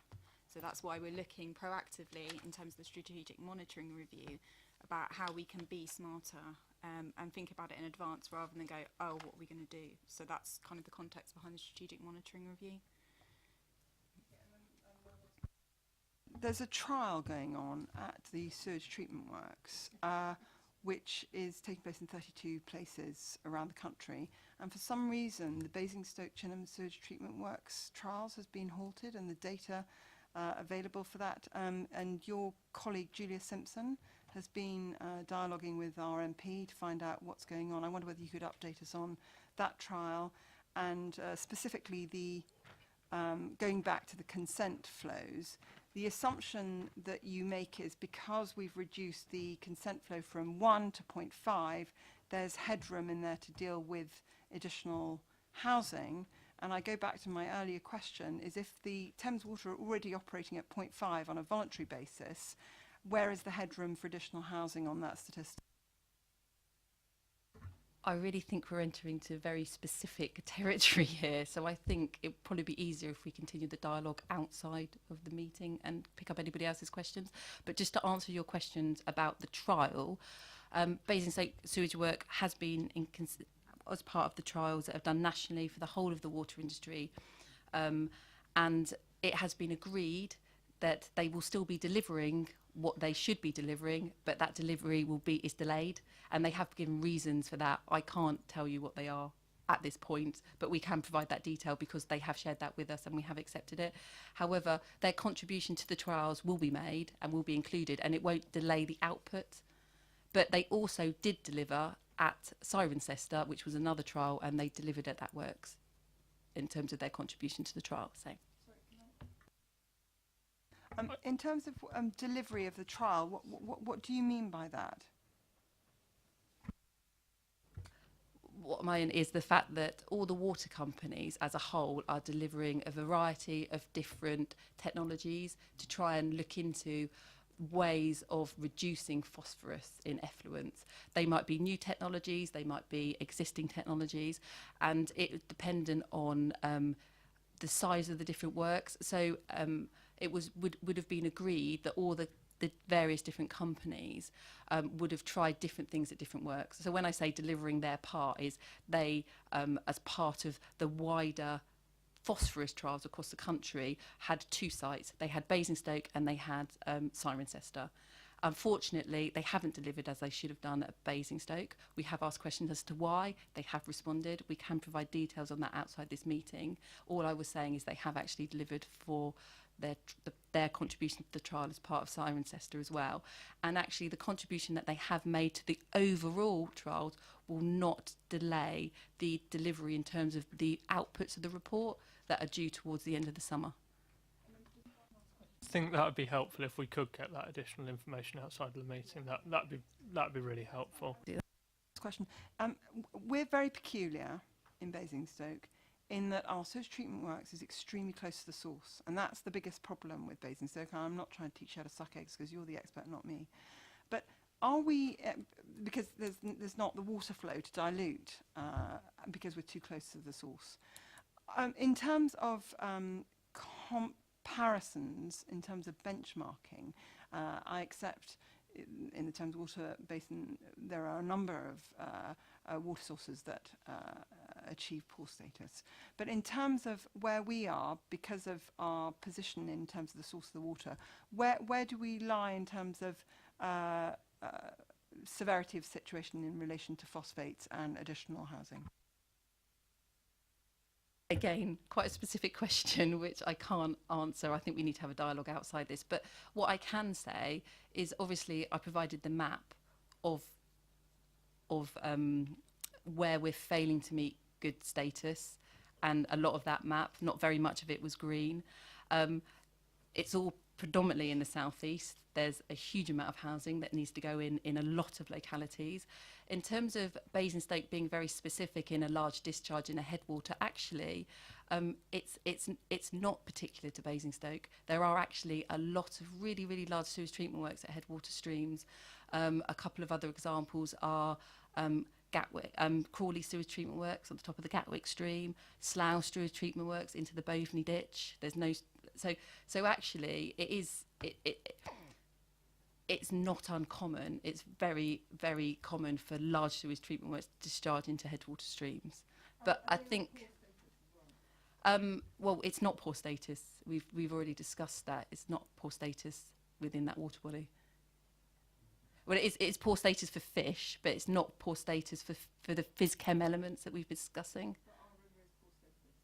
It's poor status because of the fish populations, which isn't necessarily completely to do with the water quality. It will be contributing, but there will also be other contributing factors, such as habitat might relate to flows as well, also barriers to fish migration and that sort of thing. Thank you very much for that. Councillor Rattigan. Thank you, Chair. A couple of points, if I may, and then maybe I'll come back to 2 or 3 other questions. The motion that I put to council was about the increased housing development within the borough. I just want to take a few points from that.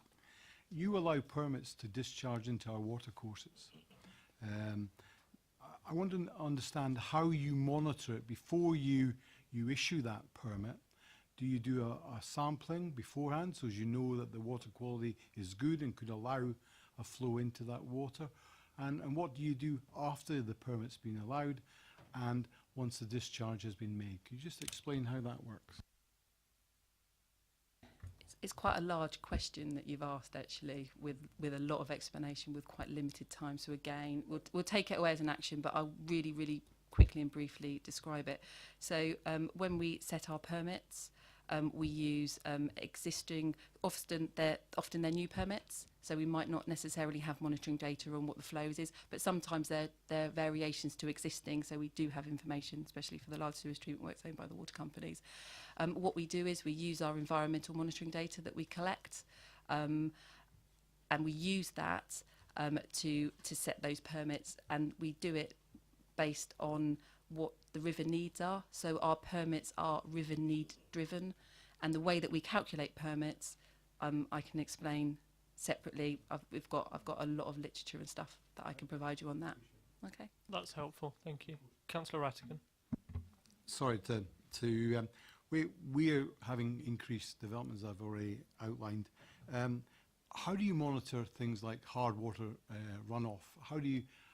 Where does that feed into your monitoring, or is that just done on the river? Where do you look towards that? Sorry, can you just clarify what you mean by hard water runoff? When we lay concrete down, obviously it normally would soak into the soil, but when you lay concrete, it runs off quickly into the drains and into the water courses much quicker. How do you monitor that? Is there a way of understanding what's going into the water courses from hard standing? Sorry, you said water courses and Councillor Keeby next you said aquifers, is it? Is it? Okay. So obviously anything that comes off impermeable areas within urban areas will have a polluting load associated with it. That will enter the watercourse in the same way. We actually consider that, even though it will come in from a particular pipe from a surface water drain normally owned by a water company or possibly by the Highways Agency or whatever, we consider that to be a diffuse source rather than a point source because it's come from a diffuse area. And again, our monitoring within the river networks would be picking we'll be picking up those inputs in the same way that it picks up point source inputs because we're monitoring the water quality as it is. Councillor Rattigan. Thank you, Chair. I know that you allow river extraction, aquifer withdraw for the water companies. We don't here in Basingstoke and Dean have a reservoir.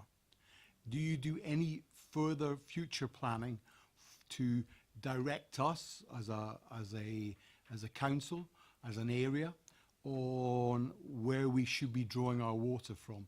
Because that's the long-term planning that we need in this borough, and where we can, where's the direction from that? again, it's probably going into quite a lot of specifics, which we can provide you the information with. In terms of water resource planning, it's done in a similar way to the water quality one. It's done in conjunction for the periodic review process of the water companies. For Basingstoke and Dean, the water company provider in terms of resources is South East Water, and there's a couple of people in my team that lead on the engagement of South East Water for this area, so I can get some information from them on the process, because we're going through that process in the same way with water quality at the moment with water resources. So. And they also have the water resources management plans, which is outside the price review process, but that's specific for long-term strategic water resources planning. So, but there is my equivalent. So I do water quality as a specialism, and there's my equivalent for water resources that will be able to answer any questions on that. Yep. Yeah, if we can have contact details, that would be wonderful. Councillor Harvey. Thank you, Chair. Two questions. Just looking, please, at your comments around the move to the triennial monitoring and wanting to understand the quality of that set against what we've been used to, and picking up the point that you raised in the presentation about the cuts element to this. I mean, I noted that in terms of the Environment Agency's grant in 2009-10, it was roughly 850 million. You're now down significantly, nearly a quarter of your budget has gone. That's more than just a real terms reduction if you look at the actual figures.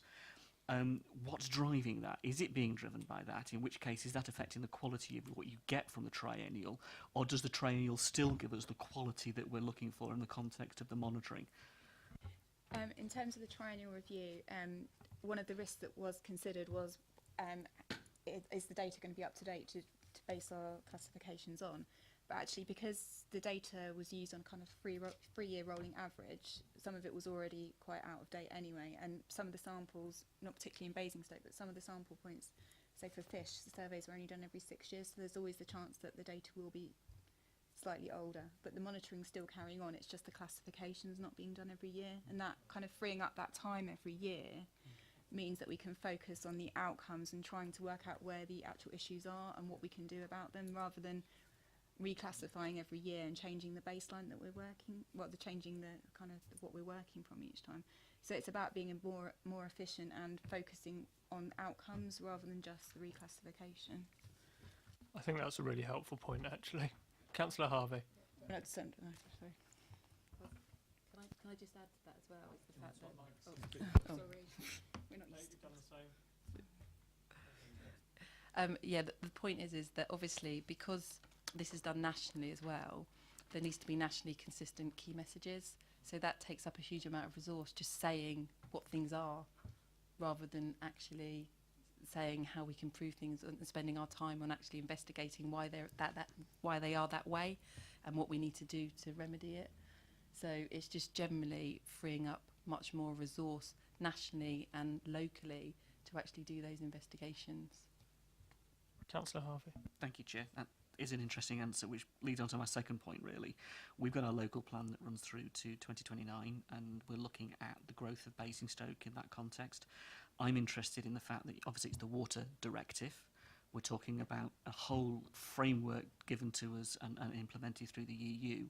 And I note from the research and looking at this that at the moment, none of that's directly incorporated into UK law, so we're waiting on the negotiations and we're waiting on how that will be done. Now, to me, that becomes pretty important, because your entire raison d'etre, all that you're about, is based on that directive. It isn't based on UK law. Now, are you involved, and you may not be able to answer this, but I'd love for somebody to come back who can. Where are we at on the basis of that being incorporated by government at the moment? Is the Environment Agency inputting into that? Is that DEFRA on its own? Where do we then stand as a local authority in picking that up in the context of our local plan? I totally respect you may not be able to answer that, but it's a thought going through my head when we've got fairly huge pieces of policy and the whole borough is going to be shaped by a local plan, to which is affected by your water directive, which is EU law. I think it's probably fair to say at this point that we don't expect you to try and explain Brexit. But if some clarity on the procedure moving forward very, very briefly would be helpful. I can provide a really brief. So the Water Framework Directive has actually been transposed into UK legislation. So it's there. It's there already. It was back in 2010. It is the. I can send it you. It's about. It's a direction. So the act is there, and then there's direction. And there's actually been several modifications and variations over the years. I think the most recent was 2015, actually. So there's no fear that there will be a lesser level of environmental protection. I can't comment on that in general, but yeah, it's definitely been transposed into UK legislation. So. Yeah. And what we'll do is we'll take an action away to provide you links to where that is. Thank you very much for that. Councillor Miller. Thank you, Chair. I'm going to lift this up to a bit more strategic level, and it's just one question. Triggered by the local news station about, I think it was beginning of last week, and it does mention the test, but it was that the Environment Agency had approached South East Water that they wanted South East Water to halve their extraction of water from the test from 1.8 million litres per day to, or 1.6 million, sorry, litres a day to 800,000 litres a day. Didn't give any explanation except that the South East Water said they would have to look for another source of water to actually make up the differential. Now, the test I know is next to a neighbour, but it's part of our borough. And I wonder if you could shed some light, or if you know, about why. And then that comes back to the sustainability and the water provision issue that you mentioned at the start of your presentation. Thank you. We can't shed any, I personally can't shed any light. What we can do is we can go to the water resources technical specialists within our Solent and South Downs operational team and come back to you with an answer on that one. I mean, obviously the test is it's a SAC, so it's Habitats Directive. It's neat. So I think that the linkage would obviously be to that about over abstractions, but we can't answer it, I'm afraid. It's just outside our area, but we can definitely put you in contact with the people that will be able to provide you with a dialogue around those issues. That's helpful. Thank you. Councillor Miller. Just one comment on that is it's I fully understand that it could be habitat, but it's the abstraction of the water and looking for another source. I keep coming back to the other questions that were referred to today, and thank you. I look forward to the response. Is that the local plan? Everybody's got a local plan. If you want to look around Hampshire, and you mentioned the Arborfield Garrison, I know that particular area and the large development there. It is significant, Chair, and I think this committee will be very interested in the answer when it comes back. Thank you very much. Thank you. Councillor Parker. Thank you, Chair. Sitting listening to all these very technical questions, I'm even nervous about asking mine, but I'd like to go back to the planning process slide that you put up, or at least ask you a fundamental question on your role as a statutory consultee. Okay. What are you assessing on an application? And there was a mention of 100. Was this 100 units or some differential between whether it was 100 or more? So when it's 100 units or more, then we provide more bespoke comments. Between 10 and 99, we tend to provide a standard response and leave the environmental risk just to be determined through the permitting process. So if over 100 dwellings that aren't going to foul sewer, then we look more into the environmental detail, and that will depend on the constraints at the site, the justification that they're using not to connect to foul sewer, and how reasonable it is for them to connect in terms of how many properties in relation to distance to the foul sewer.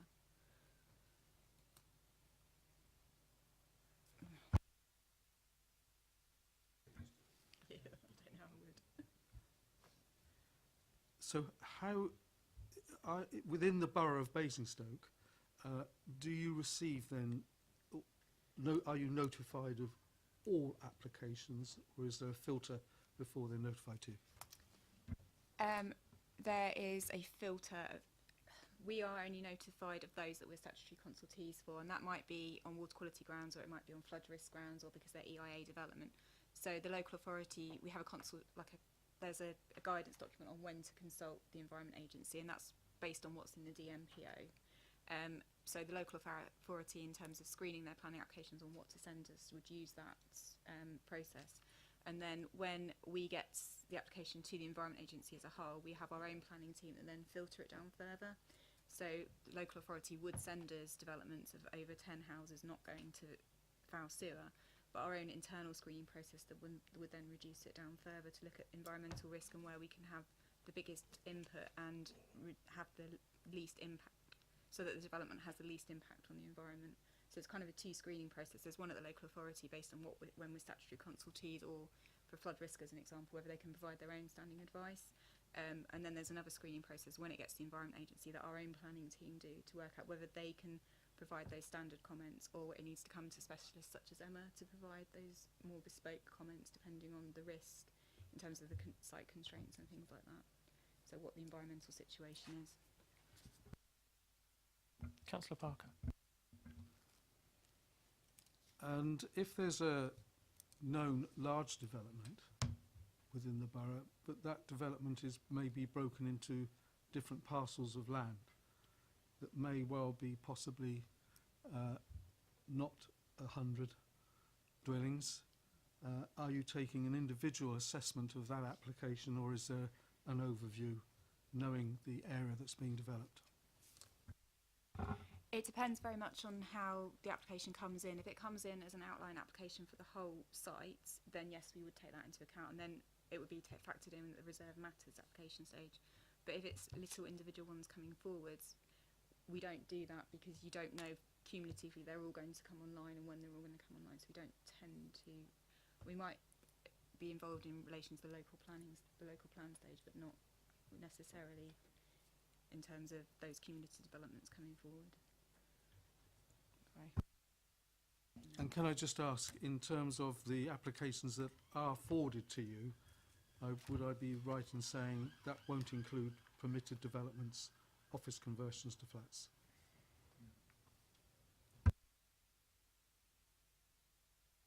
I haven't been in the planning team for a few years now, and we weren't doing permitted development. I was in there, so I don't know, but I can find that out for you. I know we did comment on some in relation to flood risk, but I don't know about water quality grounds. So. Not water quality. Flood risk, but not water quality. I know at the time we did, but I don't know from now whether we did. I can find that out for you, yeah. I think just to help on that, Matthew can probably come in at that point. Thank you, Chairman. Yes, on that point, where we get prior notifications for residential conversions, one of the fairly limited assessments we can deal with is flooding risk, and we'll do that by reference to the flood risk maps. Now, I would imagine that if there's a significant flood risk, that we'd want to get the view of the Environment Agency, but that is part of that initial sieving process when prior notifications are presented to us. Yeah, just as I was saying, we did at the time when I was in the planning team, but I don't know for definite now that we are commenting on flood risk, but I'll find out for you and get back to you on that one. Councillor Parker. I thank Matthew for that, but that is the one of the four, flood risk, but not water quality, which I'm asking. Water quality, no, that's not part of the prior notification assessment. Thank you. Councillor Raffel, I believe, had a question. Yes, can you tell us, does the Environment Agency have responsibility for water quality in lakes and canals, please?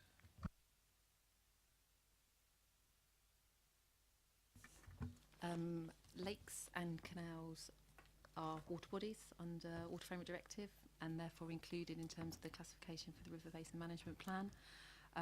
So therefore we do monitor lakes and we do monitor rivers, and we do investigate lakes and we do investigate rivers, but often obviously we're not necessarily the owners of those particular ones. So for example, reservoirs are artificial water bodies, obviously owned by the water companies.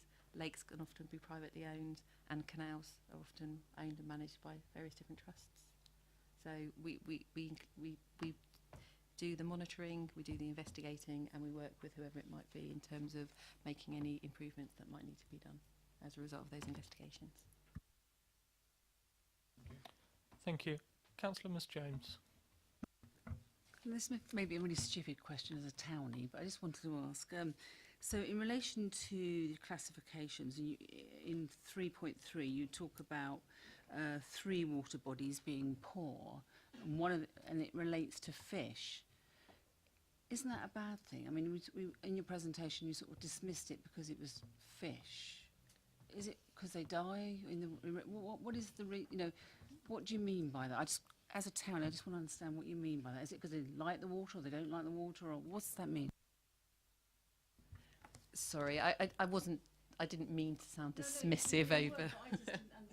No, what it is that what I was saying is because obviously my background is water quality planning, so it's about making sure, and the Water Framework Directive is about getting a river to good ecological status, which is about the chemical water quality, but also the habitat and the supporting ecology. Fish can be impacted by water quality. They can be impacted by very high levels of ammonia. It can be toxic to them, but generally fish are quite clever, and if they've got poor water quality, they will generally swim away unless something is so immediate that it can't. So often water quality is more a driver for failures of things like macrophytes, and more often the failures for fish. It might be related to water quality sometimes, but often, as I said, it can be to do with habitats or barriers to fish migration and things like that. So there might be, you could have really, really good water quality in terms of low concentrations of ammonia and phosphates and things like that. But in many cases, such as the Lyde, you still have poor overall status because your fish communities are poor, which is not necessarily relating to water quality. It's relating to potentially other factors that are driving that poor status. So if we've got 3 water bodies that are poor, is that a concern? Should we be concerned? I'm not. We need to improve any water body. We look at any water body that's a poor status. In terms of if a water body, it just depends on what the most appropriate measures are. So we do investigations for phys-chem elements such as ammonia and phosphorus, but we also do investigations for ecological failures. So we do investigation as to why the fish population isn't at good status, and it could be because maybe we're not monitoring in the right localities or whatever it might be. Sometimes it is to do with the classification itself. However, our fisheries teams would look at that. They would do an investigation as to why the fish are poor, and what the causes of that. So the same process in terms of confirming it's an actual failure that fish populations are poor, then looking at why those fish populations are poor, and then identifying what needs to be done in order to improve those fish populations. So that process is still there for biological elements as well as phys-chem.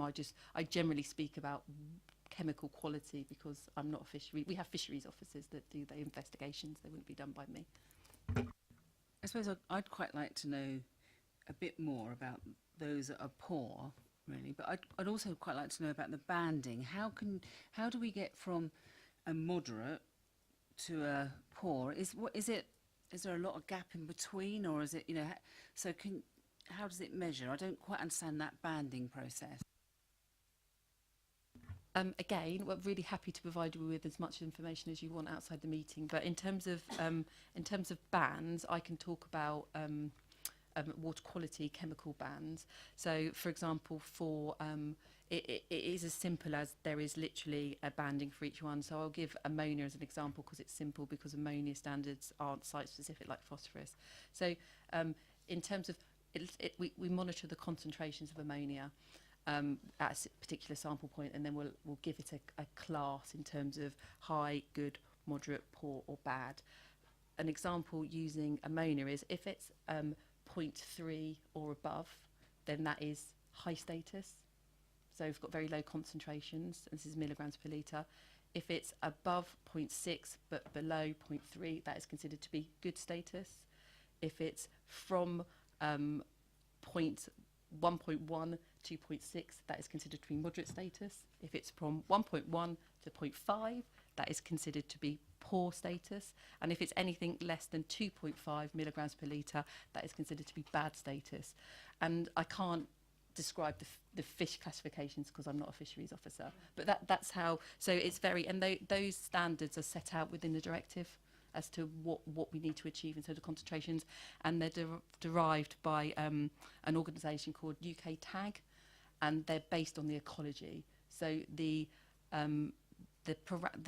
concentrations are based on supporting the ecologies that's needed.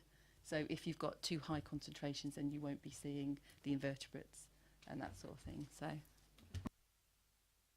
My final question is in relation to 3.15, and it talks about the sewage treatment works and about us being part of a national trial. And it says that it's understood that Thames Water submitted an alteration request to delay the delivery of contribution to the trial. Can you just talk me through that paragraph so I understand what that's about and what there's been a delay in that? So we covered this a little earlier, that Councillor Cubitt raised it. Yeah, so basically Thames Water have failed to deliver their part of, so they will be at Basingstoke Sewage Treatment Works. They are trialling optimising existing technologies. So in order to remove phosphorus, they do chemical dosing. And what they're looking at is how best that they can manage their chemical dosing in terms of where they make those things and various other things. But it's slightly more complicated than that. There is a different technologies and things that they need to put in. They haven't delivered that as they should have done. They've given the justification for that, which we've said that we've been action to supply that to the committee. And we've accepted that. However, it doesn't mean that they're not delivering it. They still will be, and they still are currently doing that their contribution towards the trials. I hope that answers your question. Okay. Thank you very much. Can I just ask a question on phosphate pollution? In the urban areas, we have the water providers who spend huge amounts of money extracting the phosphates from the foul sewer systems.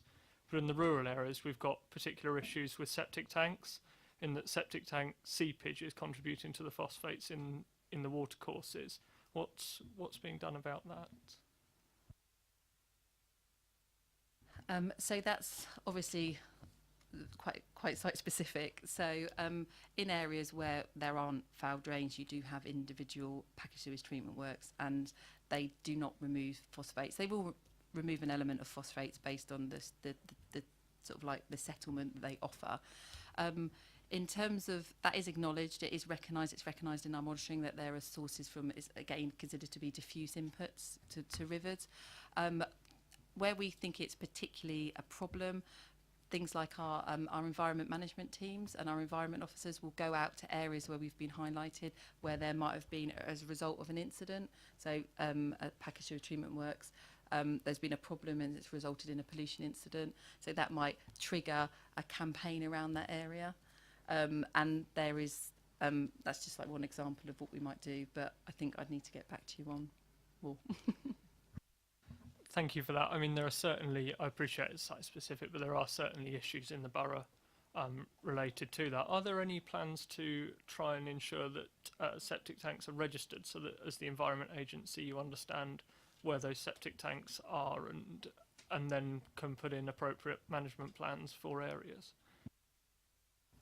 I can't give you a full answer on that, but we do regulate. There are de minimuses as to septic tanks where people can put in based on the volume and the sensitivity of the receiving water that are exempt from the requirement to actually put in an application for a permit. There are other ones. We do it on a risk-based approach as to risk to the environment from the proposed discharge. So, but what we can do is we can provide information of that hierarchy as to the ones which don't require a permit, ones that do require a permit, and ones that require more complex permits based on the site-specific environmental conditions. I think that would be helpful. I mean, there was certainly talk a few years ago by government of making sure that all septic tanks were registered, but that seemed to drop away somewhere. I think they are registered. I think there is still a de minimis under the registration, actually. But as I said, I'm not up to speed on what our legislation is because it's not an area that I work within. It's for our operation environment management teams, but we can certainly find the information and pass it around. No, it's helpful. If you'll permit me to be slightly parochial for a moment, as the ward member for Sherburn St John, looking at the Vine stream, you mentioned about the new phosphorus limit there. Is that a new limit or is that a reduced limit? That's a new limit. So currently, Sherburn St John does not have tertiary treatment, so it has no phosphorus removal at all. So it will be new technology that will go into the works in order to remove phosphorus down to 0.6 milligrams per litre. And that's great. How does that 0.6 milligrams per litre relate to other areas? In terms of permit limits, they're all variable. The majority of phosphorus limits on lots of sewage treatment works were driven by what's called the Urban Wastewater Treatment Directive. So that set emission standards of 1 or 2 milligrams per litre in areas that were identified as being considered to be sensitive areas. So there was a eutrophication problem, so there was a problem with nutrients.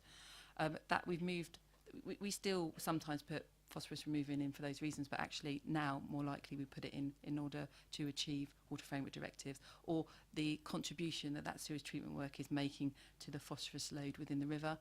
In many cases, hopefully that scheme will bring that water body to good status. It depends on the contribution that might be coming from other sources as well. Some of the things that you've mentioned, such as packaged sewage treatment works or diffuse sources from agriculture. Those need to be tackled as well in order to bring the phosphorus concentrations down. But often, sewage treatment works can be the dominant source within lots of water bodies. That's helpful. Just final point. When does that limit come into force? It's being delivered between 2015 and 2020. I can tell you when the permit will come in. It's likely to be the 31st of March 2019. But it might be delivered before then. That's helpful. Thank you. Councillor Cubitt. Yeah, just 4 brief questions. Have you moved the sampling downstream of the Chinham sewage treatment works? No. Is it upstream of the Vine load or below where the water comes from Sherburn St John, the Vine, and hits the Loddon? Is the sampling immediately after the Chinham sewage works, or is it after that water flows? It's at Wildmoor Bridge, which is directly downstream of Basingstoke sewage works, just after the confluence, I think, with the Petties Brook. So it's after the sewage from Sherburn St John and...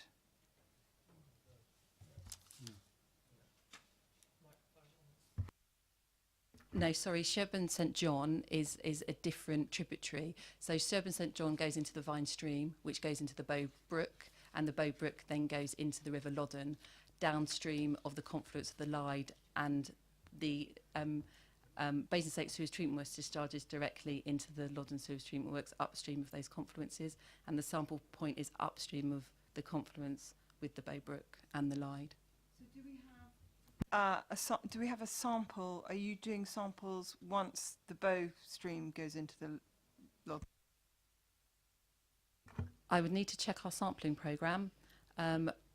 We definitely do take samples downstream of the confluence of the Lyde, and I think we probably take samples downstream of the confluence of the Bow Brook. But there is a sample point around there. It's on the nearly the A33 road bridge, so we need to take that away as an action to say exactly where the other down to. But there is definitely a downstream sample point directly downstream of Basingstoke sewage works. Okay.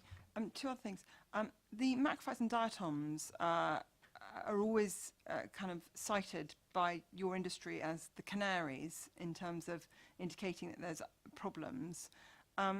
You made frequent reference to the fact that it's habitat and that you don't believe it's to do with the physiochemical status. Is that your opinion then, that our macrophytes and diatom levels of poor status for other reasons and not to do with the physical chemical? No, what I said that is in relation to fish. Actually, I said that for macrophytes and diatoms, they are directly linked to phosphorus levels in rivers.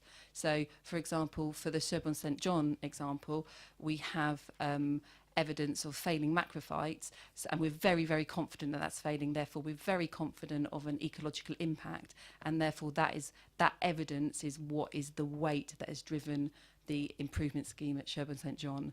So, Thank you, because we have the same problem on the Loddon immediately downstream of the Chinham sewage treatment works as well on macrophytes and diatoms, don't we?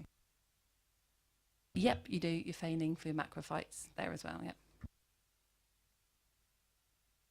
Just finally, I've spoken at great length with Matthew and his predecessors and made regular requests and highlighted the obligations that we have in our local plan. And one of the things that I've never been able to get hold of is the data. So whilst I accept that you're evaluated on changes in band classifications, our local plan actually requires us to keep an eye on actual trends, data trends. And I was wondering whether you submit to the council at this juncture annually the trends, annual trends from your sampling for macrophytes and diatoms and for phosphates. It's all available on our website for the local, anyone to go on and have a look at. It's, what's it, on GeoStore? It's on GeoStore, I think it's on Share, I think it's called SharePoint. Yeah, so there's two ways that you can get data. You can either make requests directly to us as an area office through our customer engagement teams. We have an inquiry number. Or you can actually, or the local authority can actually extract the information out of a shared database that is actually an initiative by the government in order to share data between organisations. And I'm slightly disappointed actually, because I have actually written a response directly to you where I've provided you with the graphs of the plots of the data. Yeah, is it the actual physical raw data that you wanted rather than the graphs? Because that's not a problem, we can provide that, but if you graph it, it will just show the graphs. Yeah, so what we've provided you with is, what I've done is, because I thought it was helpful, is that I've provided it in a graph form to show you the time and the concentrations. But if you would find it more useful in raw data in an Excel spreadsheet, then we can provide that either, as I said, through the TH inquiries or the local authority yourself can extract it directly. So. And that's very kind, because I was looking at that graph this afternoon, and that was the point of my question about the consent flows, is that if Thames Water, and I take it back, and you said you're going to come back to me online on this, if they were discharged, and maybe I'm not understanding, maybe I'm being really unintelligent here, but if they're discharging at 1, then you would expect the graph to be doing that. But we know that they've imposed a voluntary reduction on the consent flows before it got imposed of 0.5 by you guys. So you would expect to see that, but it can't take into account projected increases if they're operating already at a voluntary reduction in their discharge. So it doesn't give you an idea of evolution of what we're up to, because at the moment they're apparently shipping out sewage when they know that they can't reach this voluntary imposition. Thank you. I think if those figures can be provided outside of the meeting, that would be really helpful. Councillor Rattigan. Thank you, Chair. You've seen the report on page 27 and 28, I hope, have you? Which it outlines our water bodies. Have you seen that? Sorry to ask you a question you might not know the answer to. But in it, do you see all the areas, the waters, the Lie starts at the top, the Loddon, page 20, bottom of 27 and 28? Have you got our officer report? Yeah. Thank you. There are 22 water courses there.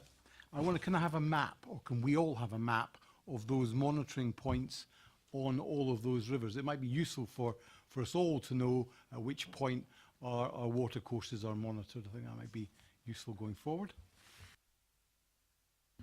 Yeah, absolutely. In fact, well, I hope that we have provided that. So we had a request from Joe and Ed about providing maps, and rather than providing lots and lots of individual maps, we did an interactive PDF, which if you need demonstrations on how to use it, but the whole point was that you could then click various layers on and off, and you can zoom in and zoom out, and it just, if not, I would have to provide you with like possibly up to 27 different maps. So that was our way of sort of getting around that. So but then I do know there was an issue around the transparency, and unfortunately that isn't something that we can actually overcome. We can't reduce the transparency on an interactive PDF, but The chair mentioned packaged treatment plants. How do you monitor the quality of those so as people are putting in the right Clargister or whatever make they use into permitted developments that we allow through our planning process? so again, I feel like I'm repeating myself.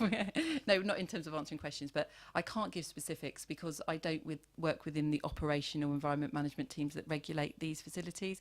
But there is a document available. I think it's by. My concern is that I used to work within this area, so I can provide answers, but I just want to make. I'm giving you the most up-to-date information, and I'm a bit concerned that perhaps I won't be.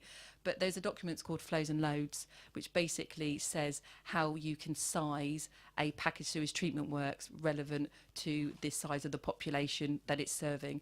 Because what you don't want to do is oversize it. If you put in something that's too large and you don't have the population to serve it, if it's got something like secondary treatment and it's done by a biological process, by bugs, so if they literally don't have enough food, then that's when you get poor performance. So that is the document that helps you work out what it needs to be, and we can send a link for that. That's really helpful. Thank you. Last point, Councillor Rattigan. Thank you very much. Both Councillor Sherlock and myself have a water meter, which is an SSSI. How do you monitor those in Basingstoke and wider context? For triple SIs, triple SIs are obviously designated under the Countryside and Rights of Way Act. They do have specific water quality standards that are associated with them that are agreed between ourselves and Natural England. Natural England are best placed to say if a triple SI isn't at favourable status, what needs to be done to get it to favourable status. So we work with them on that. In terms of monitoring, we monitor because they might be lakes or they might be rivers, it depends on what the specifics are, but our monitoring programme is designed to check compliance against Water Framework Directive. It's a bit like I said before in terms of the standards set for triple SIs are there for planning purposes, they're not there for compliance. So, but I think it might be, there's probably better people within the organisation that can provide a better answer on Natural England, I think, because they're the ones that manage that process and we input into it. So, Thank you very much. That's all the members that I have for questions. So I'm conscious if we move back to the officer report, we have a number of options listed on page 14 and 15 of the report. Do members have any? We've obviously submitted a range of comments which the portfolio holder has taken on board, and I know that there are a range of things which we have asked for additional information on, which will come back from the Environment Agency at a later date. Are there any additional points under the options analysis, or are members content to note the report and we will receive those points at a later date from the Environment Agency?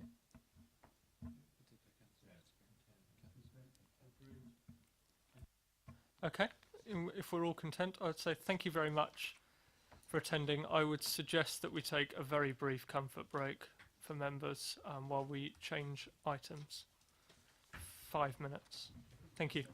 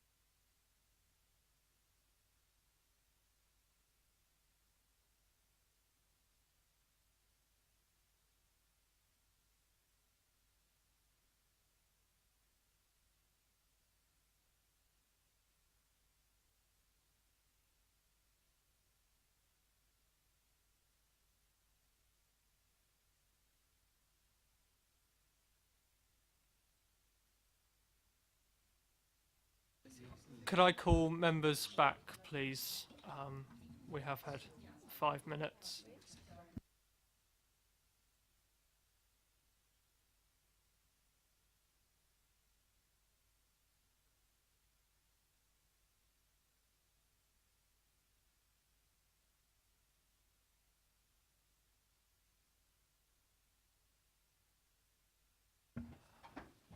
We now come to agenda item 7, which is the office to residential permitted development item. This was again a motion to full council, which has been taken away and brought back to us as a committee.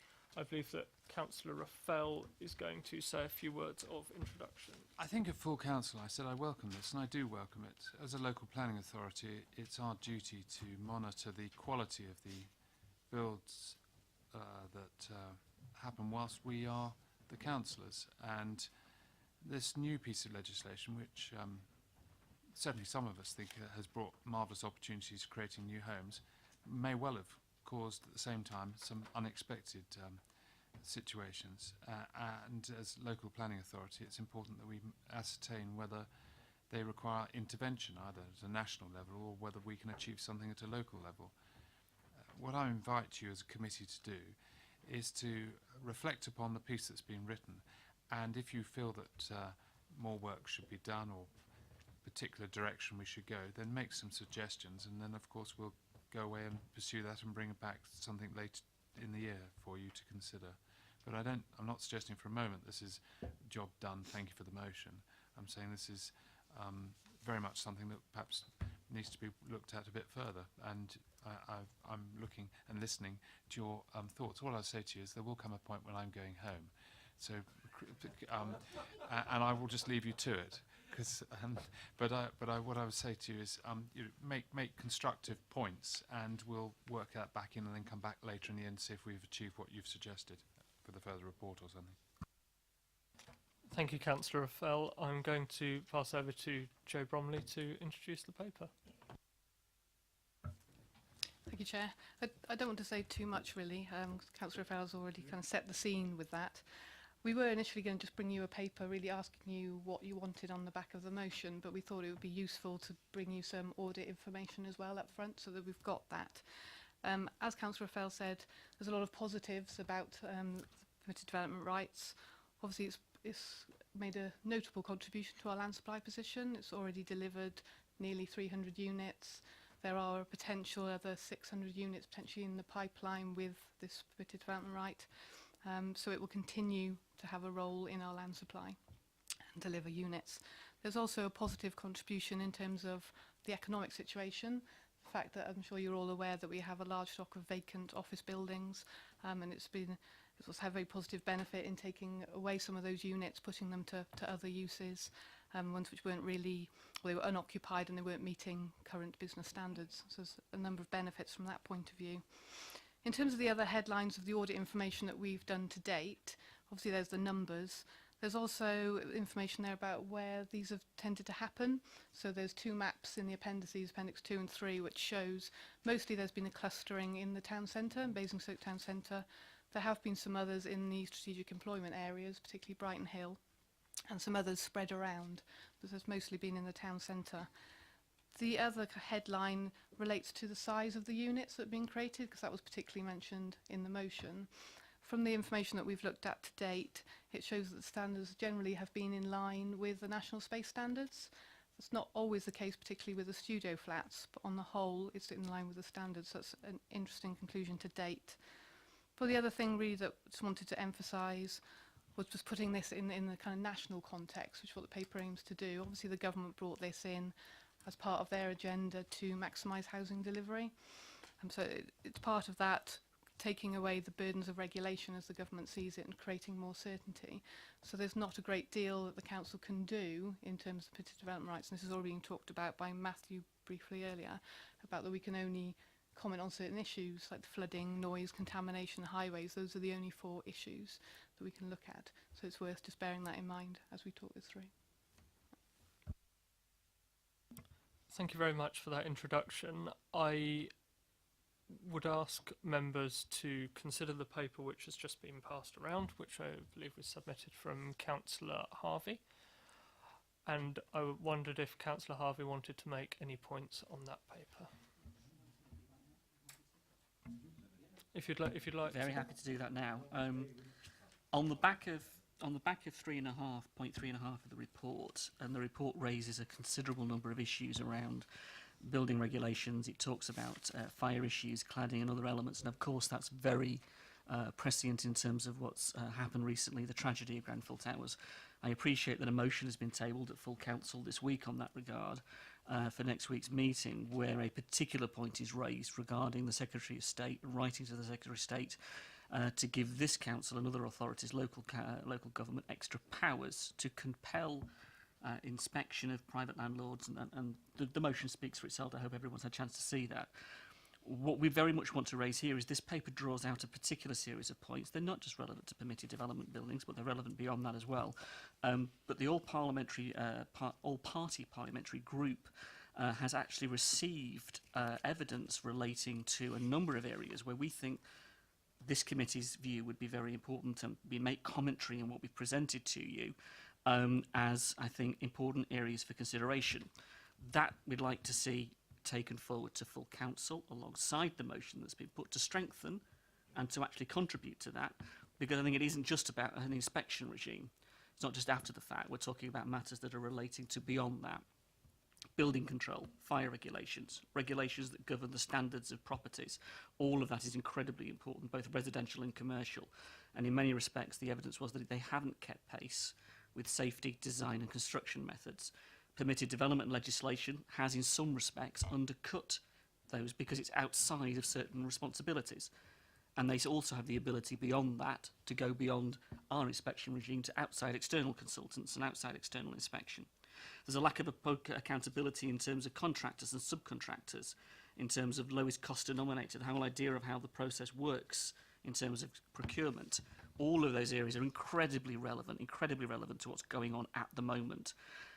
There's also relevance to housing stock, poorly adapted modern uses of our existing stock, and the regulatory framework that relates to that, governing buildings that already exist, and that needs a fundamental review. The fragmentation of the social housing market, the different mix of tenures in both council-owned blocks that were and on our estates. Also, limitations on council powers to inspect buildings, and you've picked that up in your motion, Chair. The actual loss of expertise and resources and powers from local authorities, particularly around architecture and design. And then the actual issue of where austerity has had an impact on this in terms of lack of resources and the culture of cuts. Now, why this is relevant, Chair, rather than... Do you know what? Why this is relevant and why this is important is because of what happened a few weeks and months ago. That's the reason why we're raising this here. And I don't like being barracked by the opposition for raising this as an important issue. I would like to actually get through what I'd like to say to you, Chair, in order why we're proposing this, because your motion is going to council and it is important, and this paper is before us this evening, and it quite rightly raises questions about the quality, the standard, and the actual safety and the regulations, the regulatory framework in which the permitted development process sits as one part of a much bigger picture. And if we're going to truly address the issues that are of relevance and importance to our residents, that's why this is here this evening. That is why we're raising it in the way we are, and that is why you're raising your motion. I totally respect that. So, Chair, these comments, which are broader and are important, we would very much like the committee to consider, because they are relevant and they do matter, and they should be part of the wider debate that we have. And paragraph 3.5 of this report is perfectly eloquent in drawing them out specifically to the permitted development issue that we face. So that is why we put the comments to you. They are our comments. And we would like the committee to agree them. We would like the committee to support us in agreeing those comments. And then we would like them forwarded as a referral to full council, Chair, so that they can be considered by the whole council alongside your motion. And I think that's the relevant and the right thing we should be doing. And there's lots of other members sat around this table who I'm sure have got lots of the points they would like to raise that simply go beyond what we've raised here ourselves, that would add to that and strengthen what we're talking about. So positively and constructively, that is the reason for doing what we're seeking to do this evening, using this report quite rightly that raises an important area of concern, and then asking, OK, well, let's just take this debate further where it needs to go to full council.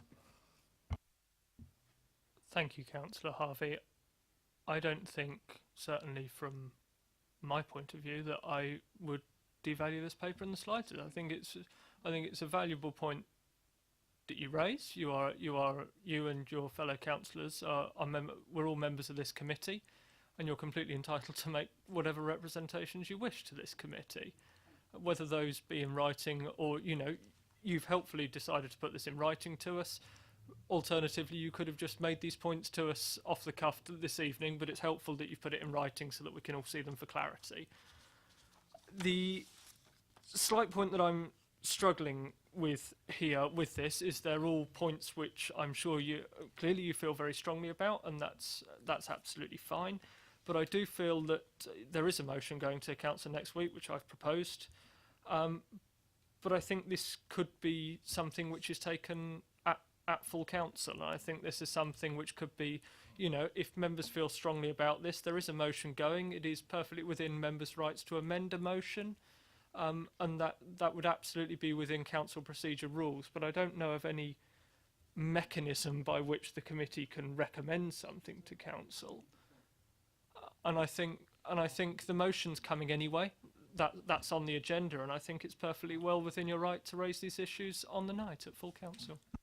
Thank you, Chair. I think that's right. And if we are able this evening, as we are constitutionally allowed to do, to refer this element and whatever anybody else might say around the table, I certainly don't qualify this as being the only thing.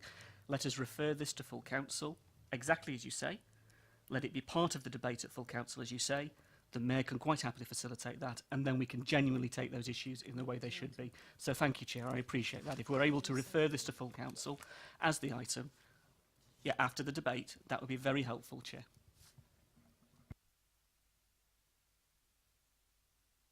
Thank you. I think the point that I was making is that I don't see why this committee needs to refer this. I think there is an avenue for you as councillors to raise this during the debate at full council. I think it can be an amendment to the motion at full council should you so wish. And I think the points that you raise in here, as I say, you feel very strongly about, and I think the right avenue to do that is through an amendment to the motion. We'll have a debate on the motion at full council. I'm sure the Mayor will take amendments, and I think that's the right avenue to do this. Councillor Harvey. I don't want to be in any way, shape or form, obviously, Councillor Harvey. sorry, Councillor Raphael wanted to... Councillor Raphael, I think, was asking the officer on a point of procedure. Yes, if it's a notice of motion, it requires his consent. That's what I was reminding him. So in that context, Chair, it's simply that it would help tremendously if we just this evening, as we constitutionally can, to help that debate, refer this and or the commentary after the debate, quite rightly said, to council. We can do that constitutionally. We'd actually be quite constructive because these are powers that we need to use effectively and appropriately, and we can. So let us refer this, if we are able, please, to full council, alongside what you're proposing, and then we can take the debate in its round.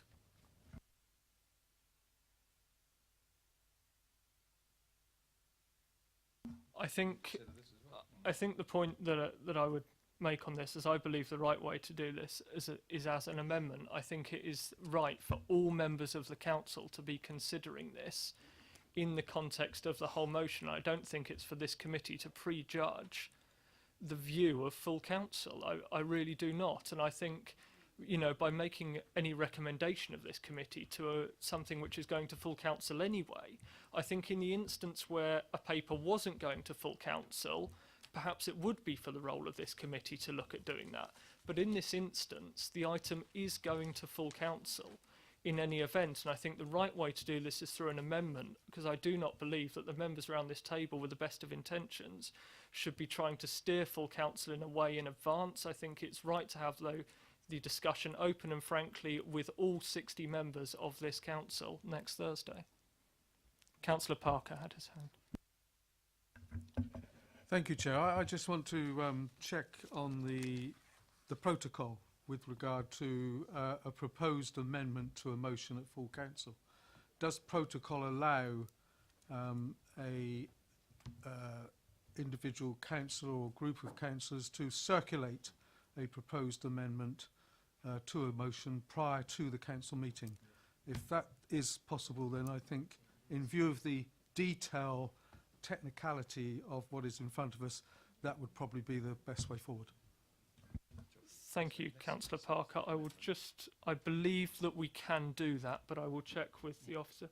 The officer's saying yes, we can do that. So I think that would be helpful if we can, if the councillors who have proposed this paper want to submit that in advance as an amendment to the motion, then I think that is absolutely the right way to go with this.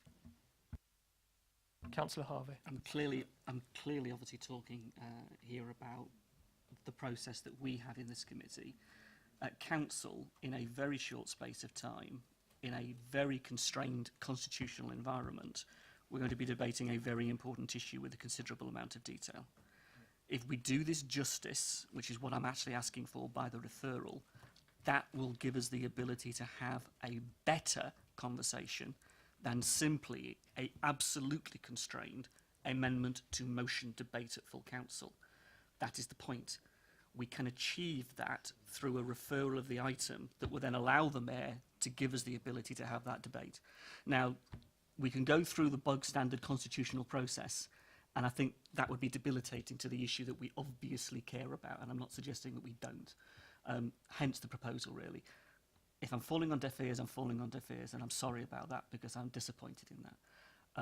But I think there is a constructive way forward where we can all make the points we want to on this very important issue that I think we obviously all care about.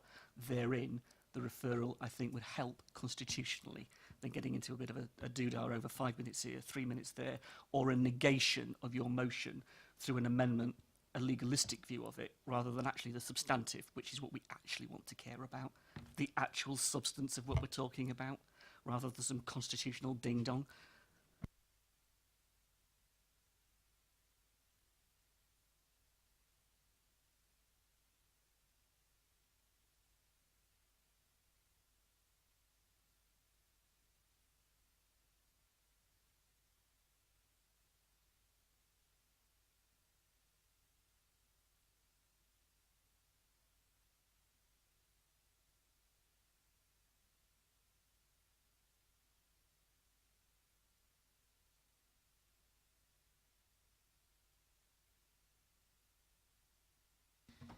Thank you, Councillor Harvey. I agree with you that I don't think anybody here is trying to devalue the motion. It's an issue that we care very strongly about, which is why I proposed the motion to full council next week, and I completely appreciate that members do feel strongly about this. We had a fire safety briefing which was attended by some members here tonight on Tuesday, where we heard direct from Hampshire Fire and Rescue on this issue and from the council and from our housing association partners on this issue.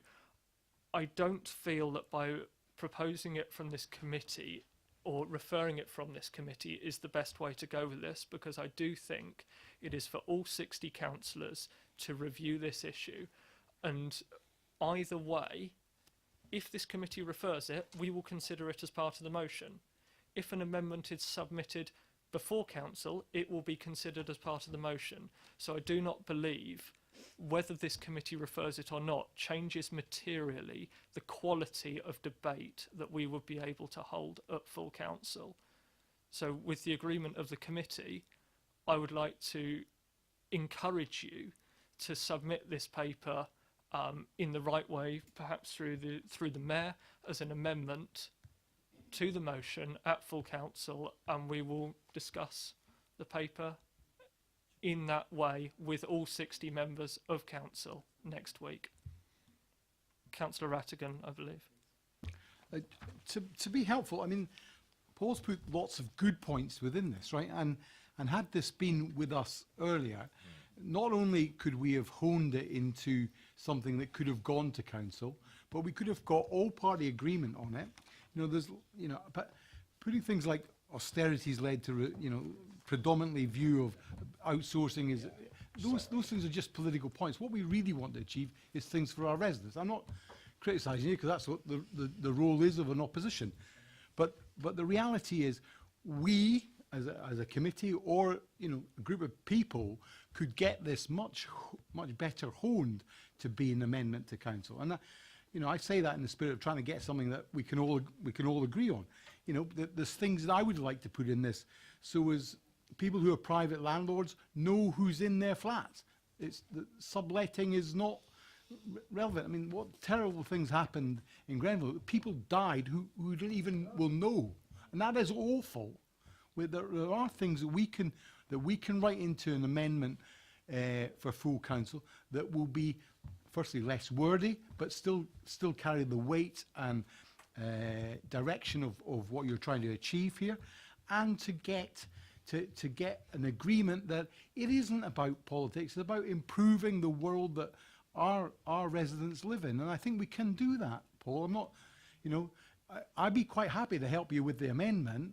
I don't mean that horribly, and I know you're laughing there, but I really mean that. There's a lot in this that is really useful, and as the chair has said, 60 people putting their minds to this could get something really great, and I just want to say that I'd be on board to help with the amendment, because obviously we've seen the constructive, and we can do that, I think.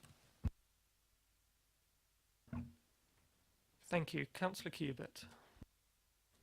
Yeah, I also think that there's not enough evidence in front of us today. I mean, I know anecdotally that the obligations of private landlords is considerably greater than the obligations of our social housing associations already. I know anecdotally that private landlords have to submit a return per annum stating that their tenants are lawfully entitled to live in this country and are legal residents. So I think evidence on all these extremely key issues is essential to inform the debate, and the implication of this paper and the comments that are made in the cover sheet, which we've only just seen, actually imply a lack of knowledge, not enough knowledge to have the debate in the first place. I think we're in danger of running a precursor to the meeting on next Thursday, and I think the point has been made that we think the right way to do this is through an amendment to the motion at full council, and that is completely within the gift of the councillors who have proposed this paper to do that. I would like to get back to the paper on office to residential permitted development. So if there are questions on that paper to the officers, I would encourage you to... Councillor Ms James. I've got loads of questions, so you'll have to tell me when you've had enough and move on to someone else and come back to me. But if I can just talk... Brevity is always appreciated. No, I know, but I'm afraid I'm not going to give you that tonight. Page 62, if you look at the graph on page 62... All right, the table. Okay, all right. Let's look at the table on page 62. It shows the completed schemes being 17 and the number of lost employment floor space. Can I ask, in relation to the 899 units that are permitted, how much floor space have we lost there?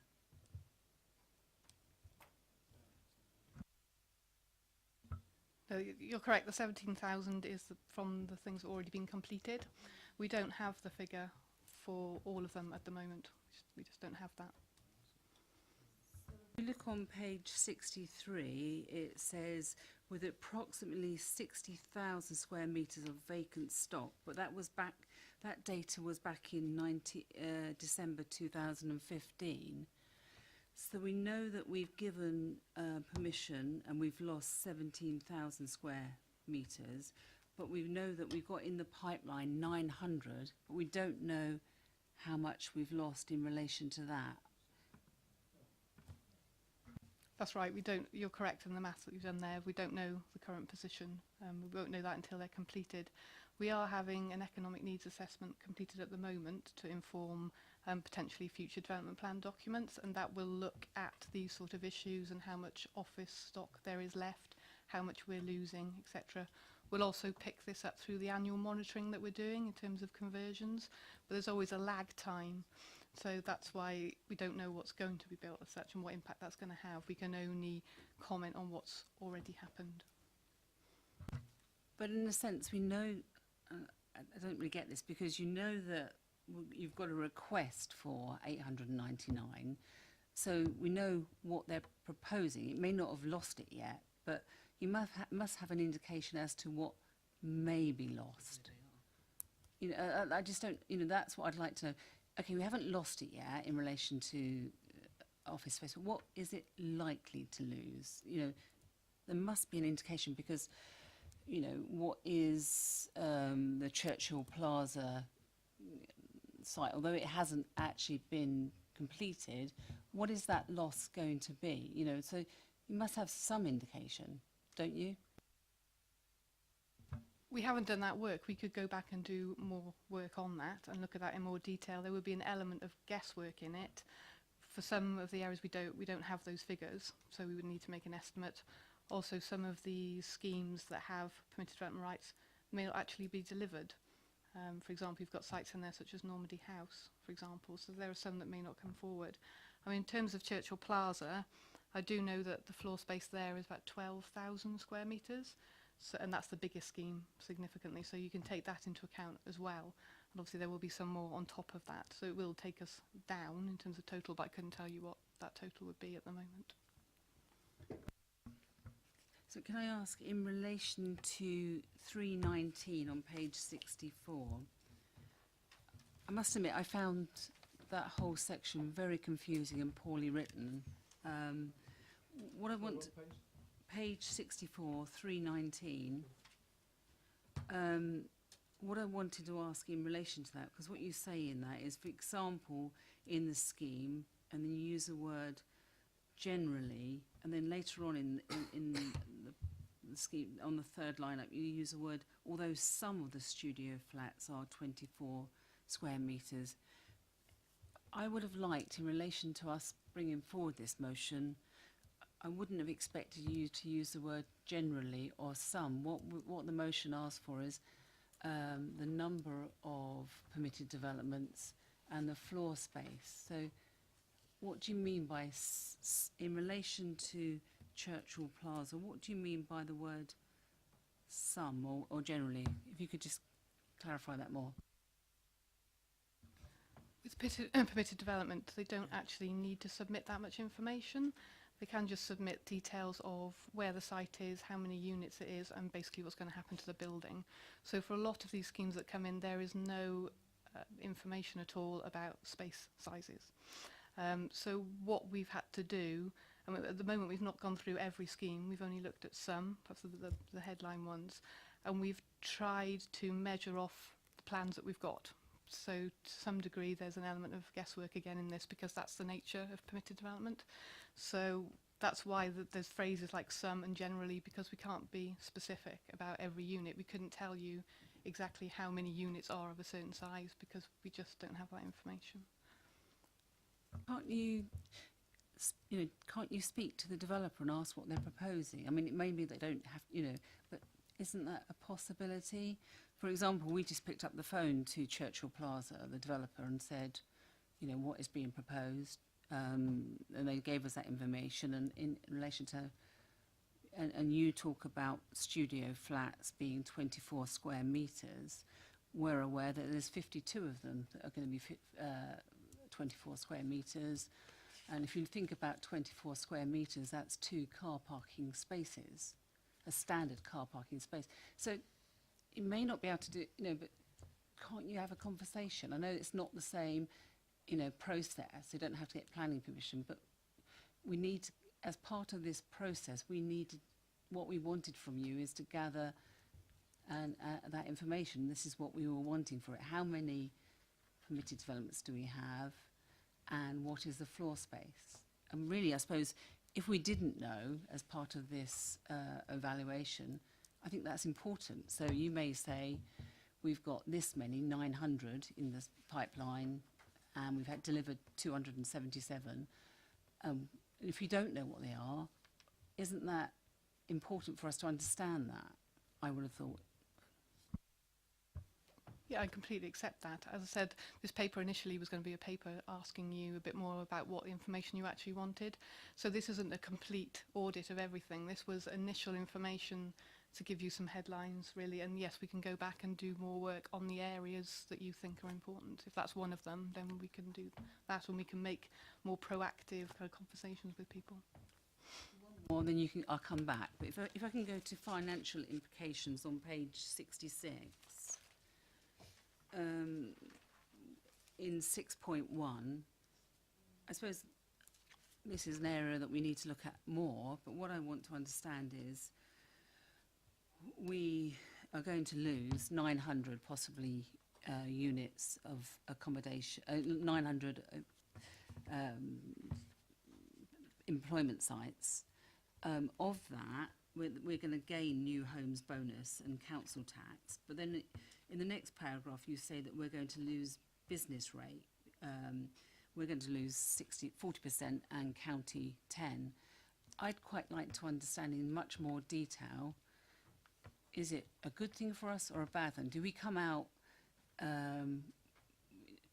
winning or losing in relation to this? What are the financial implications for us as a borough?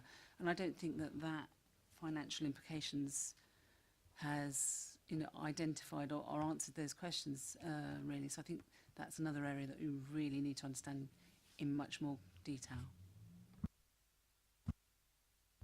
Yeah, that's helpful. Again, we can do more work on that if you think that's particularly important.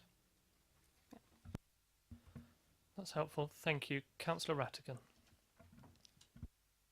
Thank you, Chair. On Laura's point about these, the size of these flats, I mean, some of them are tiny, frankly. And we ought to find a process where we can improve the quality of the build and the living space for the residents. I think that there is a need for this council to find a mechanism to allow us to do that. I welcome permitted development when we can use office space that is not being used, and we obviously have a surfeit of it, so this is good. But I think there is a need to raise standards. I note from all of the papers I have seen, they are generally studio flats, 1 bedroom or 2 bedrooms. I wonder, is there a way we can put pressure on the developers to have larger houses? Because not everybody fits that. You know, people who need housing, and even in the private sector, have families of 2 and 3 and of different genders. So, you know, their need to have additional bedrooms is there. And I think it is really important for me to know that we are getting from permitted development the right houses to house our population. So I would encourage any way possible to find a way to put some pressure on those developers. I hope that we can get a net figure for the differential between rates or the business rates compared to what we will get in terms of council tax, and I hope that there is going to be a way to work that figure out. So as we can say it's got a positive financial view, or we need to make up some money from somewhere else, because these people are not going to pay SIL, and there's no additional money coming in from that to build the infrastructure that we will require. Those are some points, I hope. Thank you, Councillor Rattigan. I believe Matthew was going to come back on a couple of those points. Yes, on the point of the sizes of the flats, and I think as the report hints at, there clearly is an issue around the size and the quality. I think the challenge we have as a local authority is that we're constrained by national legislation, and I think the only way that we could obtain some element of control over floor sizes if there was a change at national level. So I think the way to address that is by some sort of lobbying process, if members thought that was appropriate, to national government to say, can you introduce standards which then the planning authority has the ability to enforce? Because at the moment we have no control over that. It's entirely down to the developer to decide what size of units he wishes to provide. Thank you, Matthew. I'm conscious that it's just gone 9:30, so we need to suspend standing orders if we are to carry on. With the committee's agreement, I think we should, but with a view to finishing this substantive item at 10 o'clock, if at all possible, and then moving on to the work programme. Members agreed? Thank you. I'd just like to raise a couple of points. I think it would be certainly helpful to have that net figure for business rates and council tax, but I do wonder how difficult that's going to be to analyse, because a lot of these units which have been subject to permitted development rights are vacant office space and they're not paying business rates anyway. So I think that's going to be a really key issue in that. So I do think we need to make sure that we're getting an accurate picture of that, ensuring that we do have the most appropriate information. I think the principle of permitted development is good. I think, you know, if you look at the figures provided within the report, it's clearly making a significant contribution to the 5-year housing land supply, which is vitally important to ensuring that our local plan remains on track. And I think the points In debating, raised... we're into questions, and if you want, I mean, I think you need to give us. Councillor we've Ms got limited James, time. can you... Thank you. I do think that's important, and I just on the questions that have been raised, I do think we need to be careful that we're not conflating size and quality. Lots of people have said size and quality, and I do think that we need to be conscious that just because they're small, it doesn't necessarily they're of bad quality, because many smaller flats are at the affordable end of the market, and I know that members feel very strongly about affordable housing. Councillor Harvey. I think that raises a pretty serious point, really, Chair, and maybe this goes to the heart of where we're at with this. What quality housing do we really want in Basingstoke? If we are truly saying we are comfortable with 24 square metres of a studio flat, that is a very serious statement to make in the context of affordability, because it's bound to be in a context affordable. Whether it is truly what we want as housing standards is a completely different question, and I think we need to be careful here about what we're talking about. This is permitted development using government legislation that in some respects and in many ways, as has already been said this evening by our own officers, cuts us out of the process such that we have limited abilities to affect and change.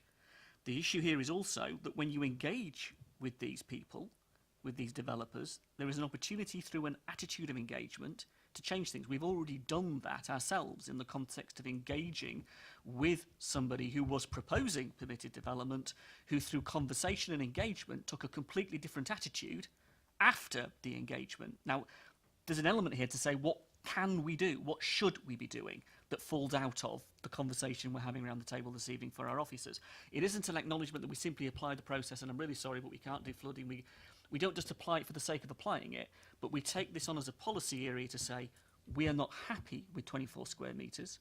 We're not happy with the quality. We're going to do something about it with what we can do through engagement. On also, and this is important, this is where the paper comes in, 322 on page 65. If we've looked at qualifying schemes, and if we've seen that those that have already been assessed are poor, because there was no affordable housing, because there was little residential amenity or balconies involved, or no cycling. You have the list of elements that fall out of what the developer can get away with not providing directly impacts on issues related to livability, to a place, to a sense of quality that we would want. All of those questions are raised that I think we should look at. The employment point is interesting, because if you discuss the matter with those who are in the business of selling land in Basingstoke, it's not always the bad quality office blocks that we're losing to permitted development. We're losing some good quality small office blocks that are preventing us from allowing economic growth in those areas, because we're not looking at it as just one homogenous group of office blocks. We've got to be cleverer than that. Churchill Plaza is completely different to some of our startup units that we're losing. We've got to be better than that in how we approach this issue completely. And in terms of Dexter Court, I would just take that one out of the equation, Chair. That was a housing association, and their standards and their approach was fundamentally different to actually how some of the other developers have approached this question. So again, there's a very interesting comparison to be made between the way our housing association approached this issue and the quality of what they did, as opposed to what the private sector have done. There is a whole range of issues that this paper begins to unpack. And I think if we're agreed round the table that there is more work to be done, you know, colleagues have mentioned SIL, that's just another example. I can carry on, example after example after example, that falls out of this starting point with the report. then that's the piece of work we should pick up. But I am worried, I mean, genuinely, I'm worried about what you said about small units, because I don't think 24 square metres is quality at all. I'm sorry. And it might be small and it might be affordable in context, but I really think if the London Mayor can say 37 square metres is appropriate and get that under the radar before the law changes, when you can't do that anymore, but you can't set standards, then we've got to be better than that ourselves, I think, in Basingstoke. I think that's well noted, and I think the point that I was making is that we don't conflate the two, because size is an issue and quality raises connotations of another issue in the context. I think it can in some cases raise context in another issue, in that when you're building housing there are general quality issues, or if you're having a permitted development there are general quality issues aside from size. And I think if we make a distinction between the two, in some cases that will be helpful. Councillor Ashfield. I've got a few points. They've kind of all been mentioned before, but I just want to pick up on a couple of things. One of them was your comment around comparing business rates and how difficult that will be, bearing in mind a lot of these units are already vacant. But I think that's taking it for granted that these places are vacant because they can't be filled for employment space, when actually perhaps they're just being kept vacant so that they can be used for this permitted development. So I think that's just one thing I'd pick up there. We've talked about quality, and I think Paul's made the point. Absolutely, living in 24 square metres is absolutely about quality of life, irrespective of whether it's finished in walnut. That's I think perhaps we have a very different view about what quality is. I have concerns that, similar to HMOs, although these units are going to be affordable, I think they may well have a knock-on effect of pushing up rents of standard one-bedroom flats, which then may make other units less affordable. That's unfounded, that's just a gut feeling, but it might be worth thinking about that.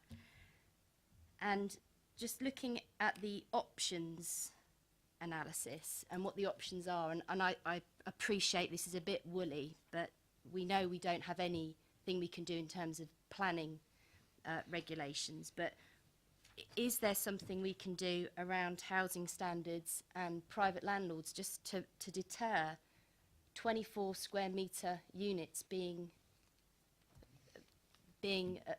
available? I don't know. I just think that if we as a council say that we have a housing standard for landlords to provide for single occupancy a certain square metre, then that will deter developers from building flats of the equivalent of 2 car parking spaces.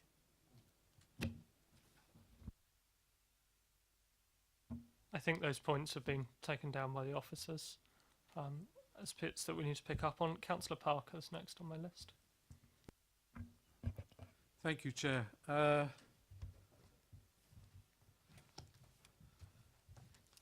one aspect that's not... We seem to be now going into debate. There's been points made, so I coupled this with the... I had a question particularly, but I think it's out of kilter with what area we're covering now, and I can pick that up with officers outside of this meeting. There is a recognition of a benefit of permitted rights.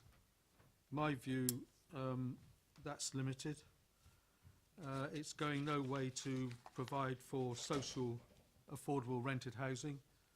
It's putting money in the pockets of buy-to-let landlords and the like. The area that's missing from this report is the impact that permitted developments is having on our nighttime economy. We have the ridiculous situation where an office block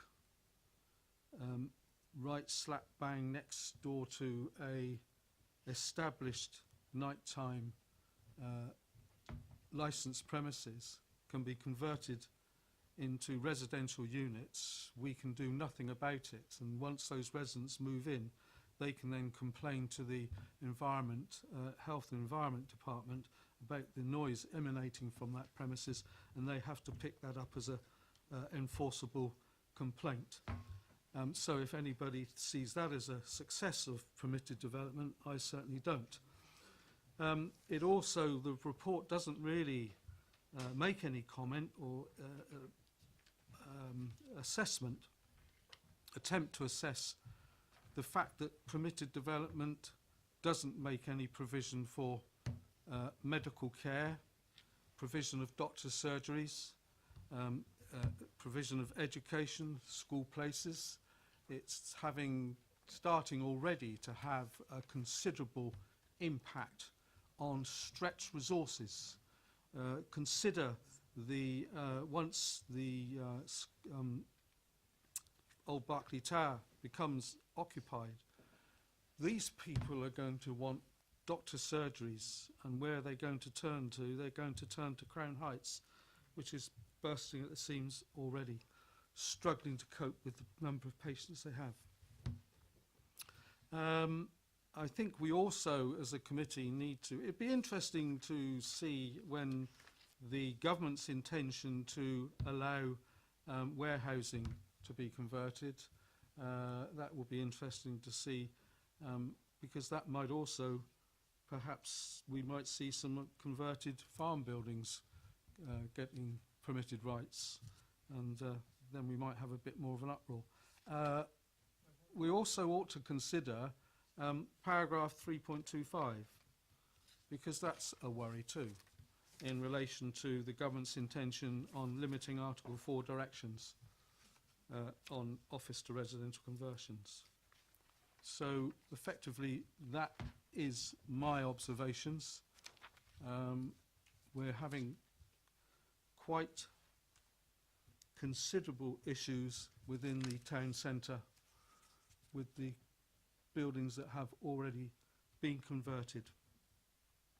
One question I would just have then, if I can, is it'd be interesting to know, comment is made at the top of page 64, and it's noted as being worthy to note, that the council has the ability to protect employment land within its ownership, such as in the wider Basingview area.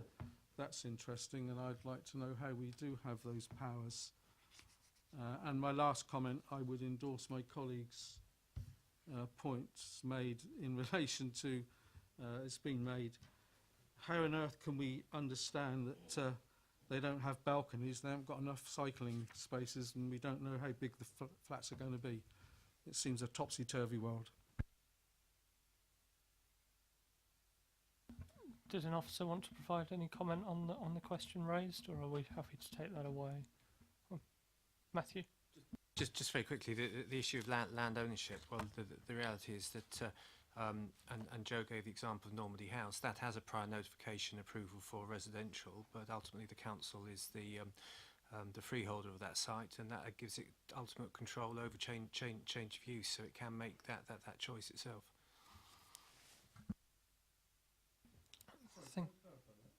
Councillor Parker. Is there a suggestion that we as a local authority would endorse a permitted rights application to ourselves? Or block it? I don't understand what you're saying there. That's the choice open to the council as landowner to make that decision if it so wishes. But it's not a planning decision as such, it's a landowning decision. But it is both ways, not just blocking. We can permit it. That needs to be understood. Thank you very much for that. Next on my list is Councillor Miller. Thank you, Chair. Question first. I seem to recall, and I happened to see it on TV, there was one of these investigative reporter people went around, noting that developers generally across the country are slowly reducing the size of rooms in houses, where you buy a normal sofa from DFS, you can't get it in a house anymore. It seems to be a trend everywhere. They're trying to get as much in the way of their properties on a development to maximise their money. Now, my question would be, doesn't environmental health have some form of guidelines about minimum space for habitation, because you've got it for office space. I think we've all experienced it. But I don't know if that applies. Could it be looked into? This is another one for the list. If there's an optimum space for living, that's one suggestion. I want to come back also. I appreciate your point, Councillor Parker, on the licensed premises, and you have people close to it. Well, the fourth bullet on 3.3 actually covers you, and it's something the council does have an effect, can have an effect on, with impacts of noise from commercial premises on the intended occupants of the development. So that is one of the four areas that the council can examine under the permitted development. What page are you on? 61, fourth bullet on the little list. There's only four things that the council can look at, and that's one of them. So I think we do have the power within our various committees to actually look at that and see what that impact is. I assume I'm correct in my assumption on that, Chair? You are, and just to sort of clarify, what tends to happen is that as part of a prior notification application, an applicant will submit noise attenuation details, which we will then consult with our environmental health colleagues, and they will advise as to whether it satisfactorily addresses that issue. On that point, Councillor Parker. It is very relevant, and I appreciate that's your not unreasonable understanding of what that's saying, but the officers clarified it. It has no meaning at all, has no impact at all, and hasn't been used in any sense to negate any individual application. We get a standard noise abatement report provided by the applicant, and it's accepted, not challenged, and it's a normal progress of this type of application. I can provide papers. I'd also like to support something that Matthew said earlier, that I think a lot of this, we've got a big, I think we'd all love to have a wish list and say, here's a minimum size of room that we'd like these people to developers to provide. I've got a strange feeling we aren't in that position as an individual council, and the lobbying that you suggest, I really do support that any of these issues that come out of the further investigation that we want from this paper, if there are anything, and I'd ask the officers' advice on this, is yes, this is a nice wish list, but if we can't apply it at a council level, we can take that as indicative, was ammunition, if you like, to shove it up the chain through our political, through the MPs. We've got 3 MPs in this borough, to use that to put some influence on DCLG to try and give us a bit more power, or allow the flexibility. I think what we're looking for from all this is the flexibility to run our own housing stock, or have some influence over what we can permit. Thank you, Chair. Thank you, Councillor Miller. Councillor Raphael. Well, what I'm looking for is evidence. Surprise, surprise. Not just lots of fears and fretting, some of it based on things that have happened elsewhere, however tragic they are. I want evidence from what's happening in our borough, so we can go back to central government and say, look, this is what's happened, and it genuinely is giving the consequences that we're not happy with, if that's what we find, or if we find that actually the consequences aren't that bad, then we perhaps don't need to pursue things. But I want evidence from you, and I want suggestions, well-intentioned suggestions to the officers about where they should go and visit, how they should gain access, and the things they should be measuring. I think you've probably covered the measuring part by saying the things you're concerned about, but that's what it's all about, because without evidence nobody's going to listen to a word we say. They'll just think it's politics otherwise. I think that point's well made. Joe. Thank you, Chair. I was just going to come back on the National Space Standards point. From a general point of view, you can introduce space standards through your local plan. So that came about in 2015. Because of where we were in the local plan process, we were too far in to actually introduce that at that time because of the viability work that you need to do to support it, all of that. So we don't have that in our local plan. Potentially in a future development plan document, we could introduce that if we thought that was a suitable thing to do.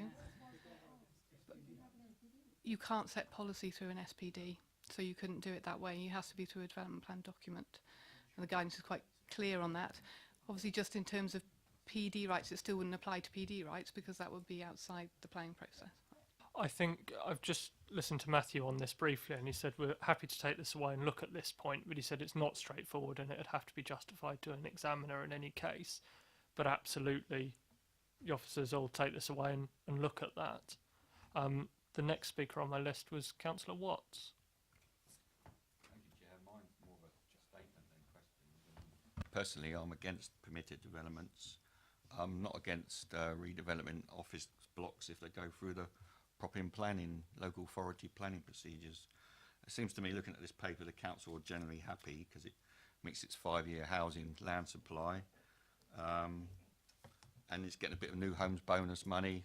We don't know how long that's going to last for when it gets a bit of council tax, but there's been no assessment how much money we're going to lose against business rates. So permitted developments, we're getting no 106 money, no seal money to fund our 1, 2, 3 infrastructure projects, priorities. We get no affordable homes, so it's not addressing local needs. Some of these properties are below national standards, so that's happening in Basingstoke and Dean, which I think is outrageous. So we get no cycle parking, we get no parking spaces, and we have little residential spaces or balconies. I mean, is that the way we want our people in Basingstoke and Dean to live? I certainly don't. And it comes back to government. We seem to be meeting government's national build standards. Where does localism come into this? I mean, so much for the local agenda under Cameron. It's just gone completely out the window. And personally, I think we should write back to government or DCLG and saying we're condemning this for all the reasons I've listed, and they should stop it, quite frankly. Thank you very much for those forthright comments, I think we'll go with. Councillor Frost. Thank you, Chair.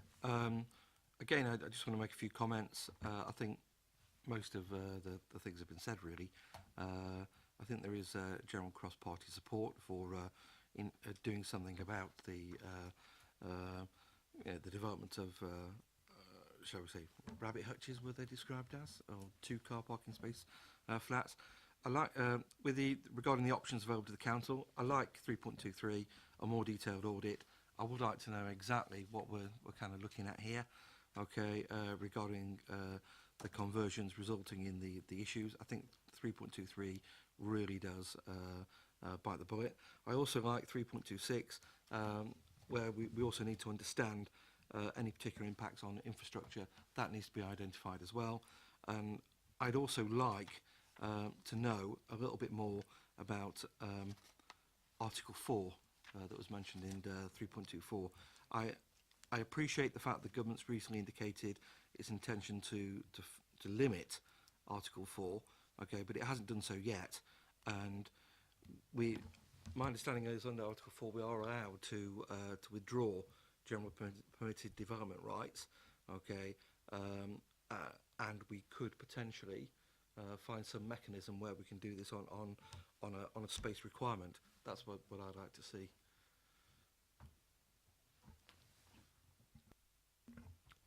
I think those.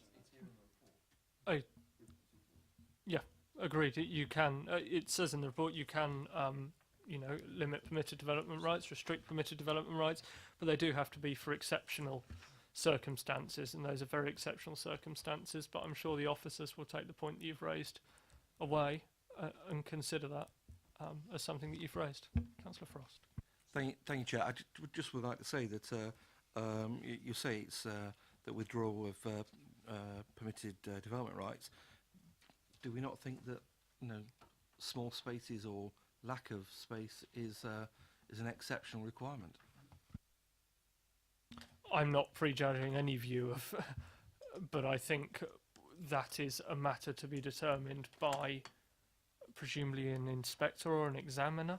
If we were to go for an Article 4 style restriction, we would have to justify that.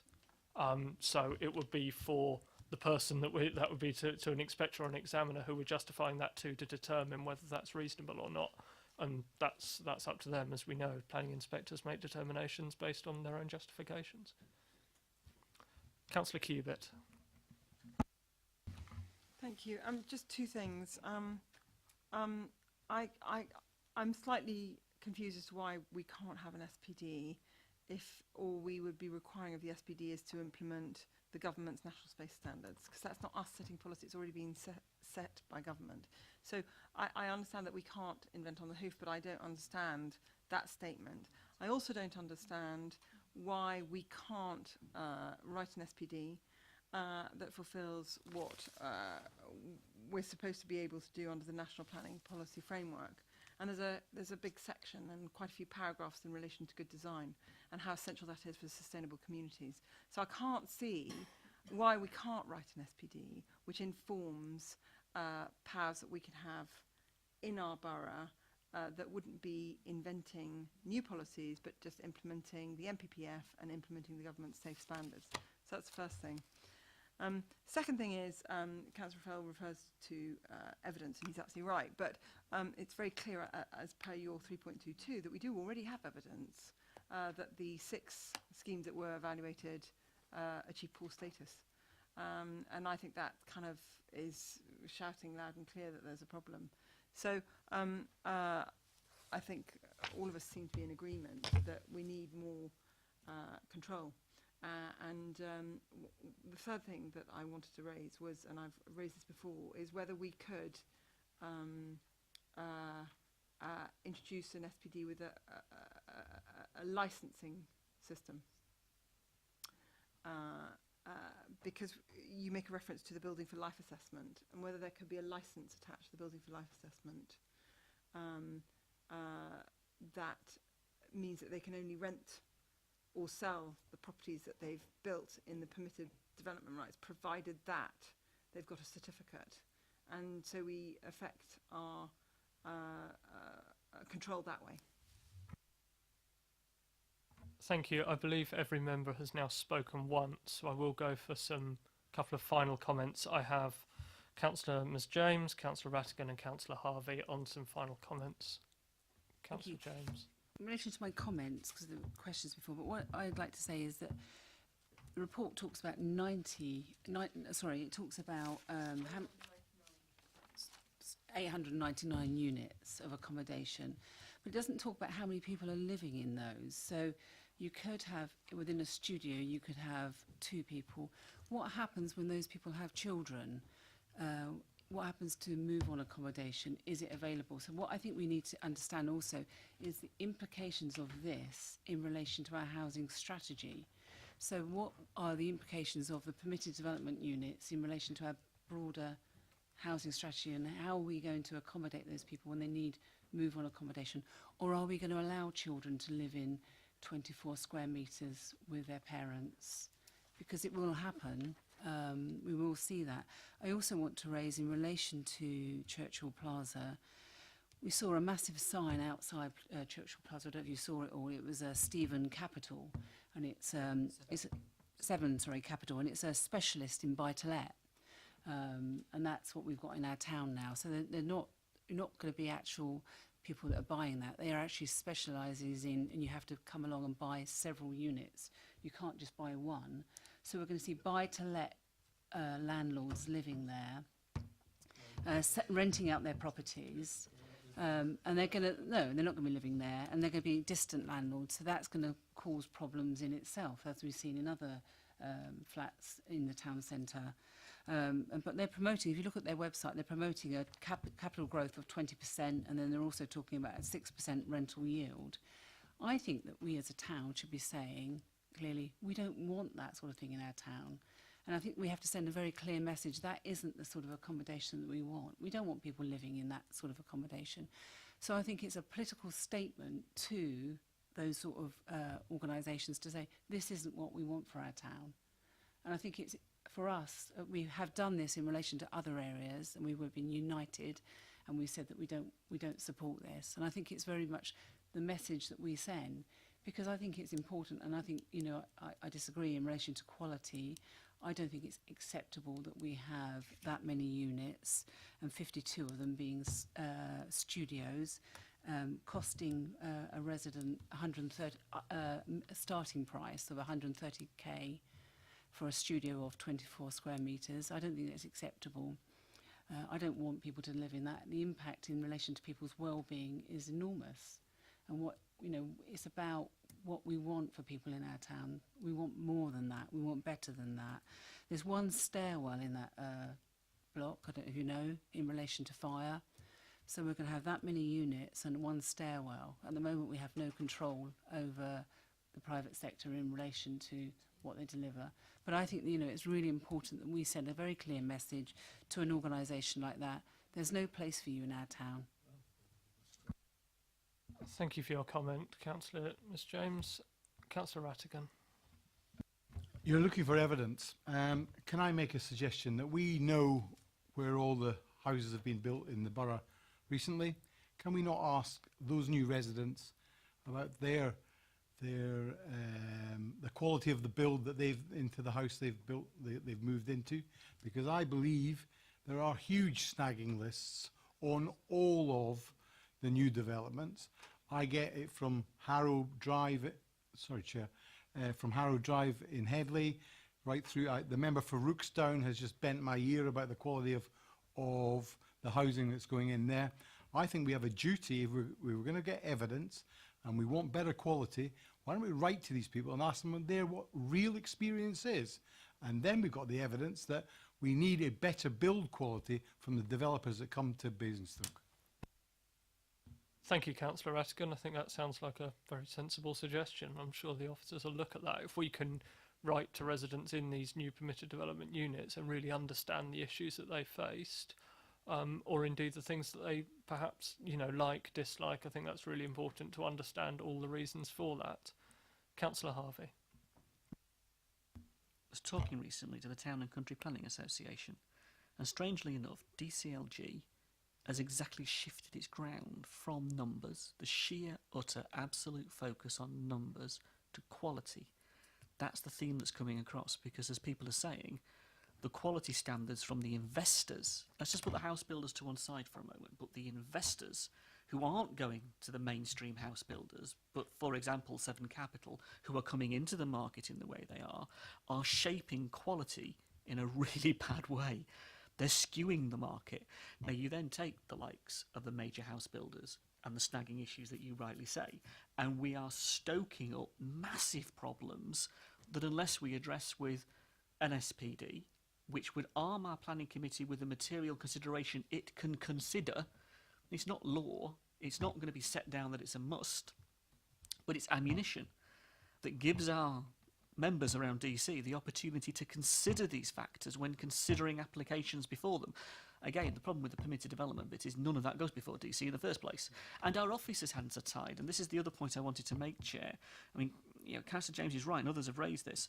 In some of these particular conversions, the office blocks themselves do not lend themselves to office to residential in the first place, and there's nothing our officers can do about it. When you talk about single staircases or single lift shafts, you know, that's why Grenfell matters, because of the issues it's raised around the context of development. And talking to housing associations, they tell us, or at least they've told me in terms of the conversations I've had, they've been forced down that road because of cost cutting. They've had to do single lift shafts. They've had to do single staircases. They've had to convert in that way because the planning and building regs laws have pushed them in that direction. Now, if we change that environment, your motion starts, but your motion is retrospective because what you're talking about is inspection, and that's part of the answer. And I think we want to be better than that if we're going to talk to government. And I think, you know, the concept of an amendment in terms of what's been said, okay, that's what we're going to do, that's what we're going to do. But the building regs element that comes with that is, I think, key part of the conversation, I think, because the building regs need to change to arm our building regs team so that building control can hold. It isn't just the planning, to be fair, it's also building control. And I guess that's a part, Joe, isn't it? We can arm our planning side, but building control also needs a key part of this, and that's the conversation that we had.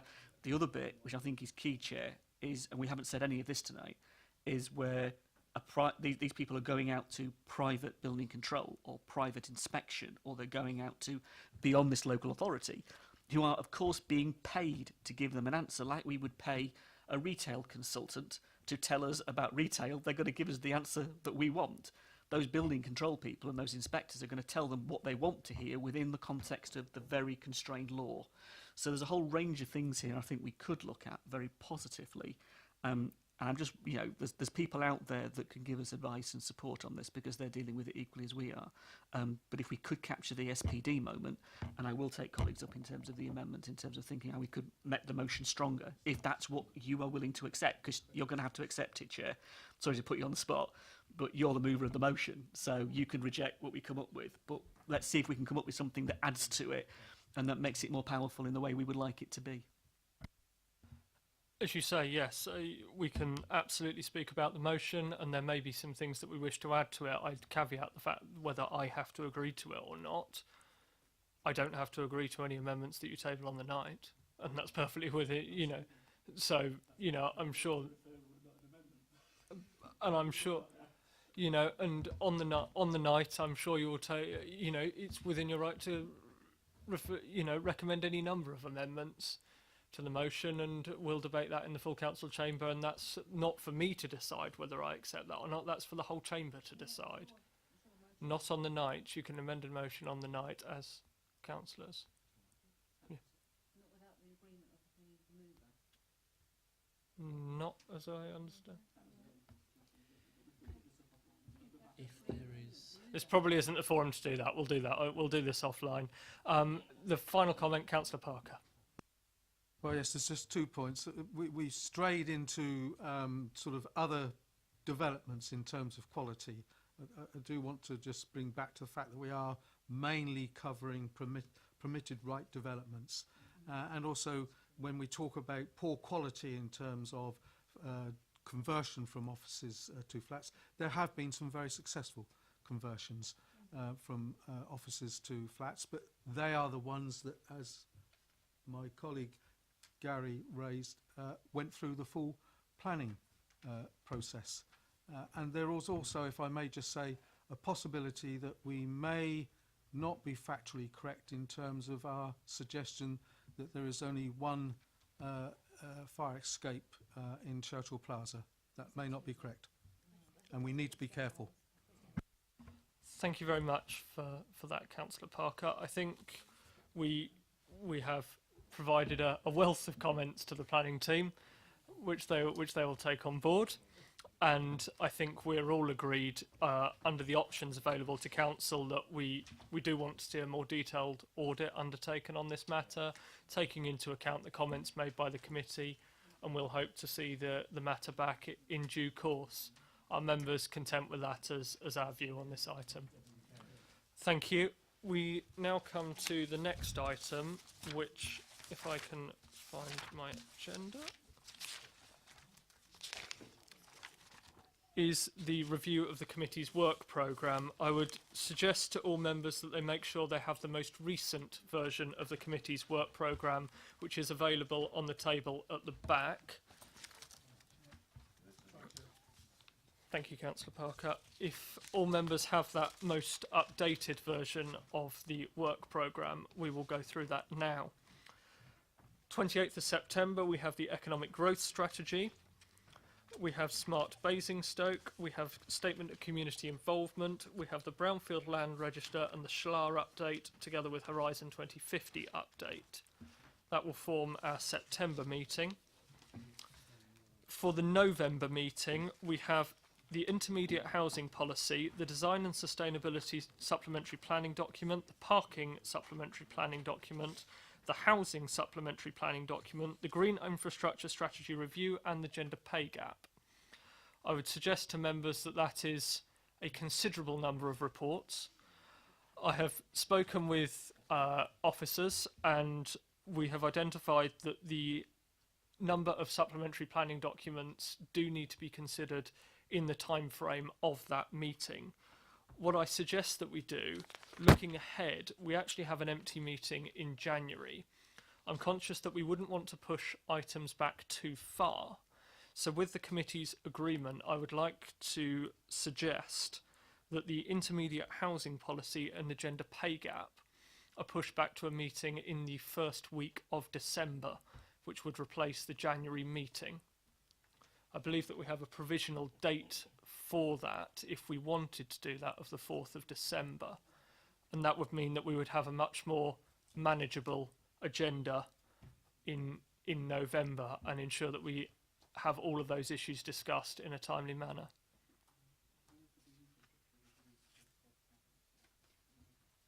When is the Green Infrastructure Review supposed to go?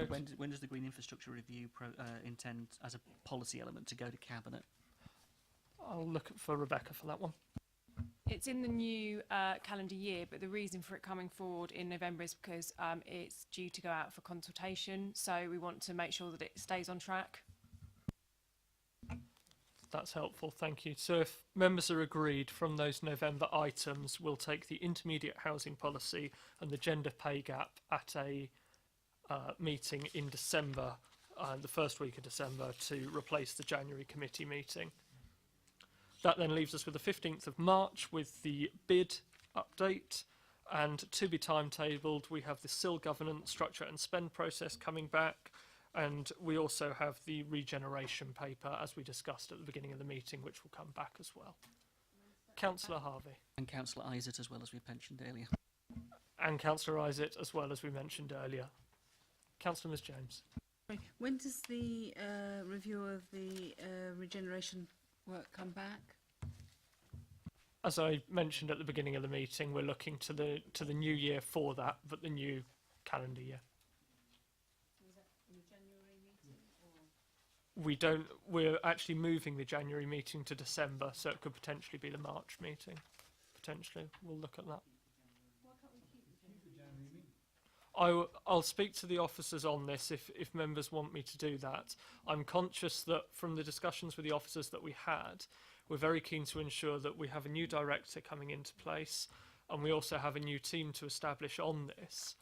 Which was very much the view of this committee, that we wanted to do that, and what we want to do is ensure that team are in place, get up to speed with the issues in the borough, and then we can bring a paper back. We can bring a consistent paper back to committee. Councillor Harvey. That's a really good point. So the new director will have been in place for nearly 5 months, and the team will be in place at roughly about the same time, if you think about the recruitment processes, if that's the case, maybe less than that. But nonetheless, it depends how quickly you get on with it in that context.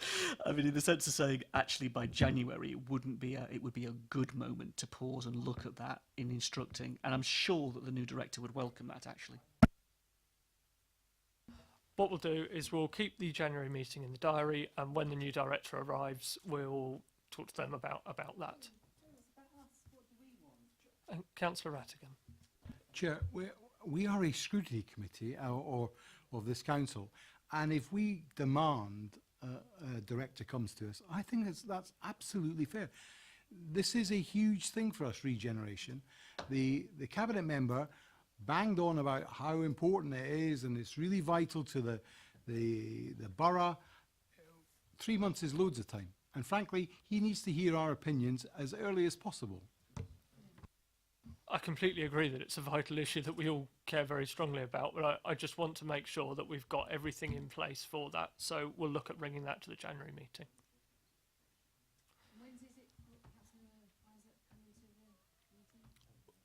Councillor Isett hasn't been asked yet, but he will be.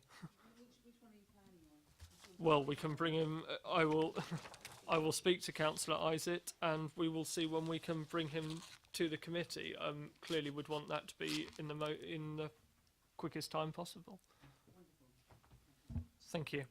Thank you very much, members.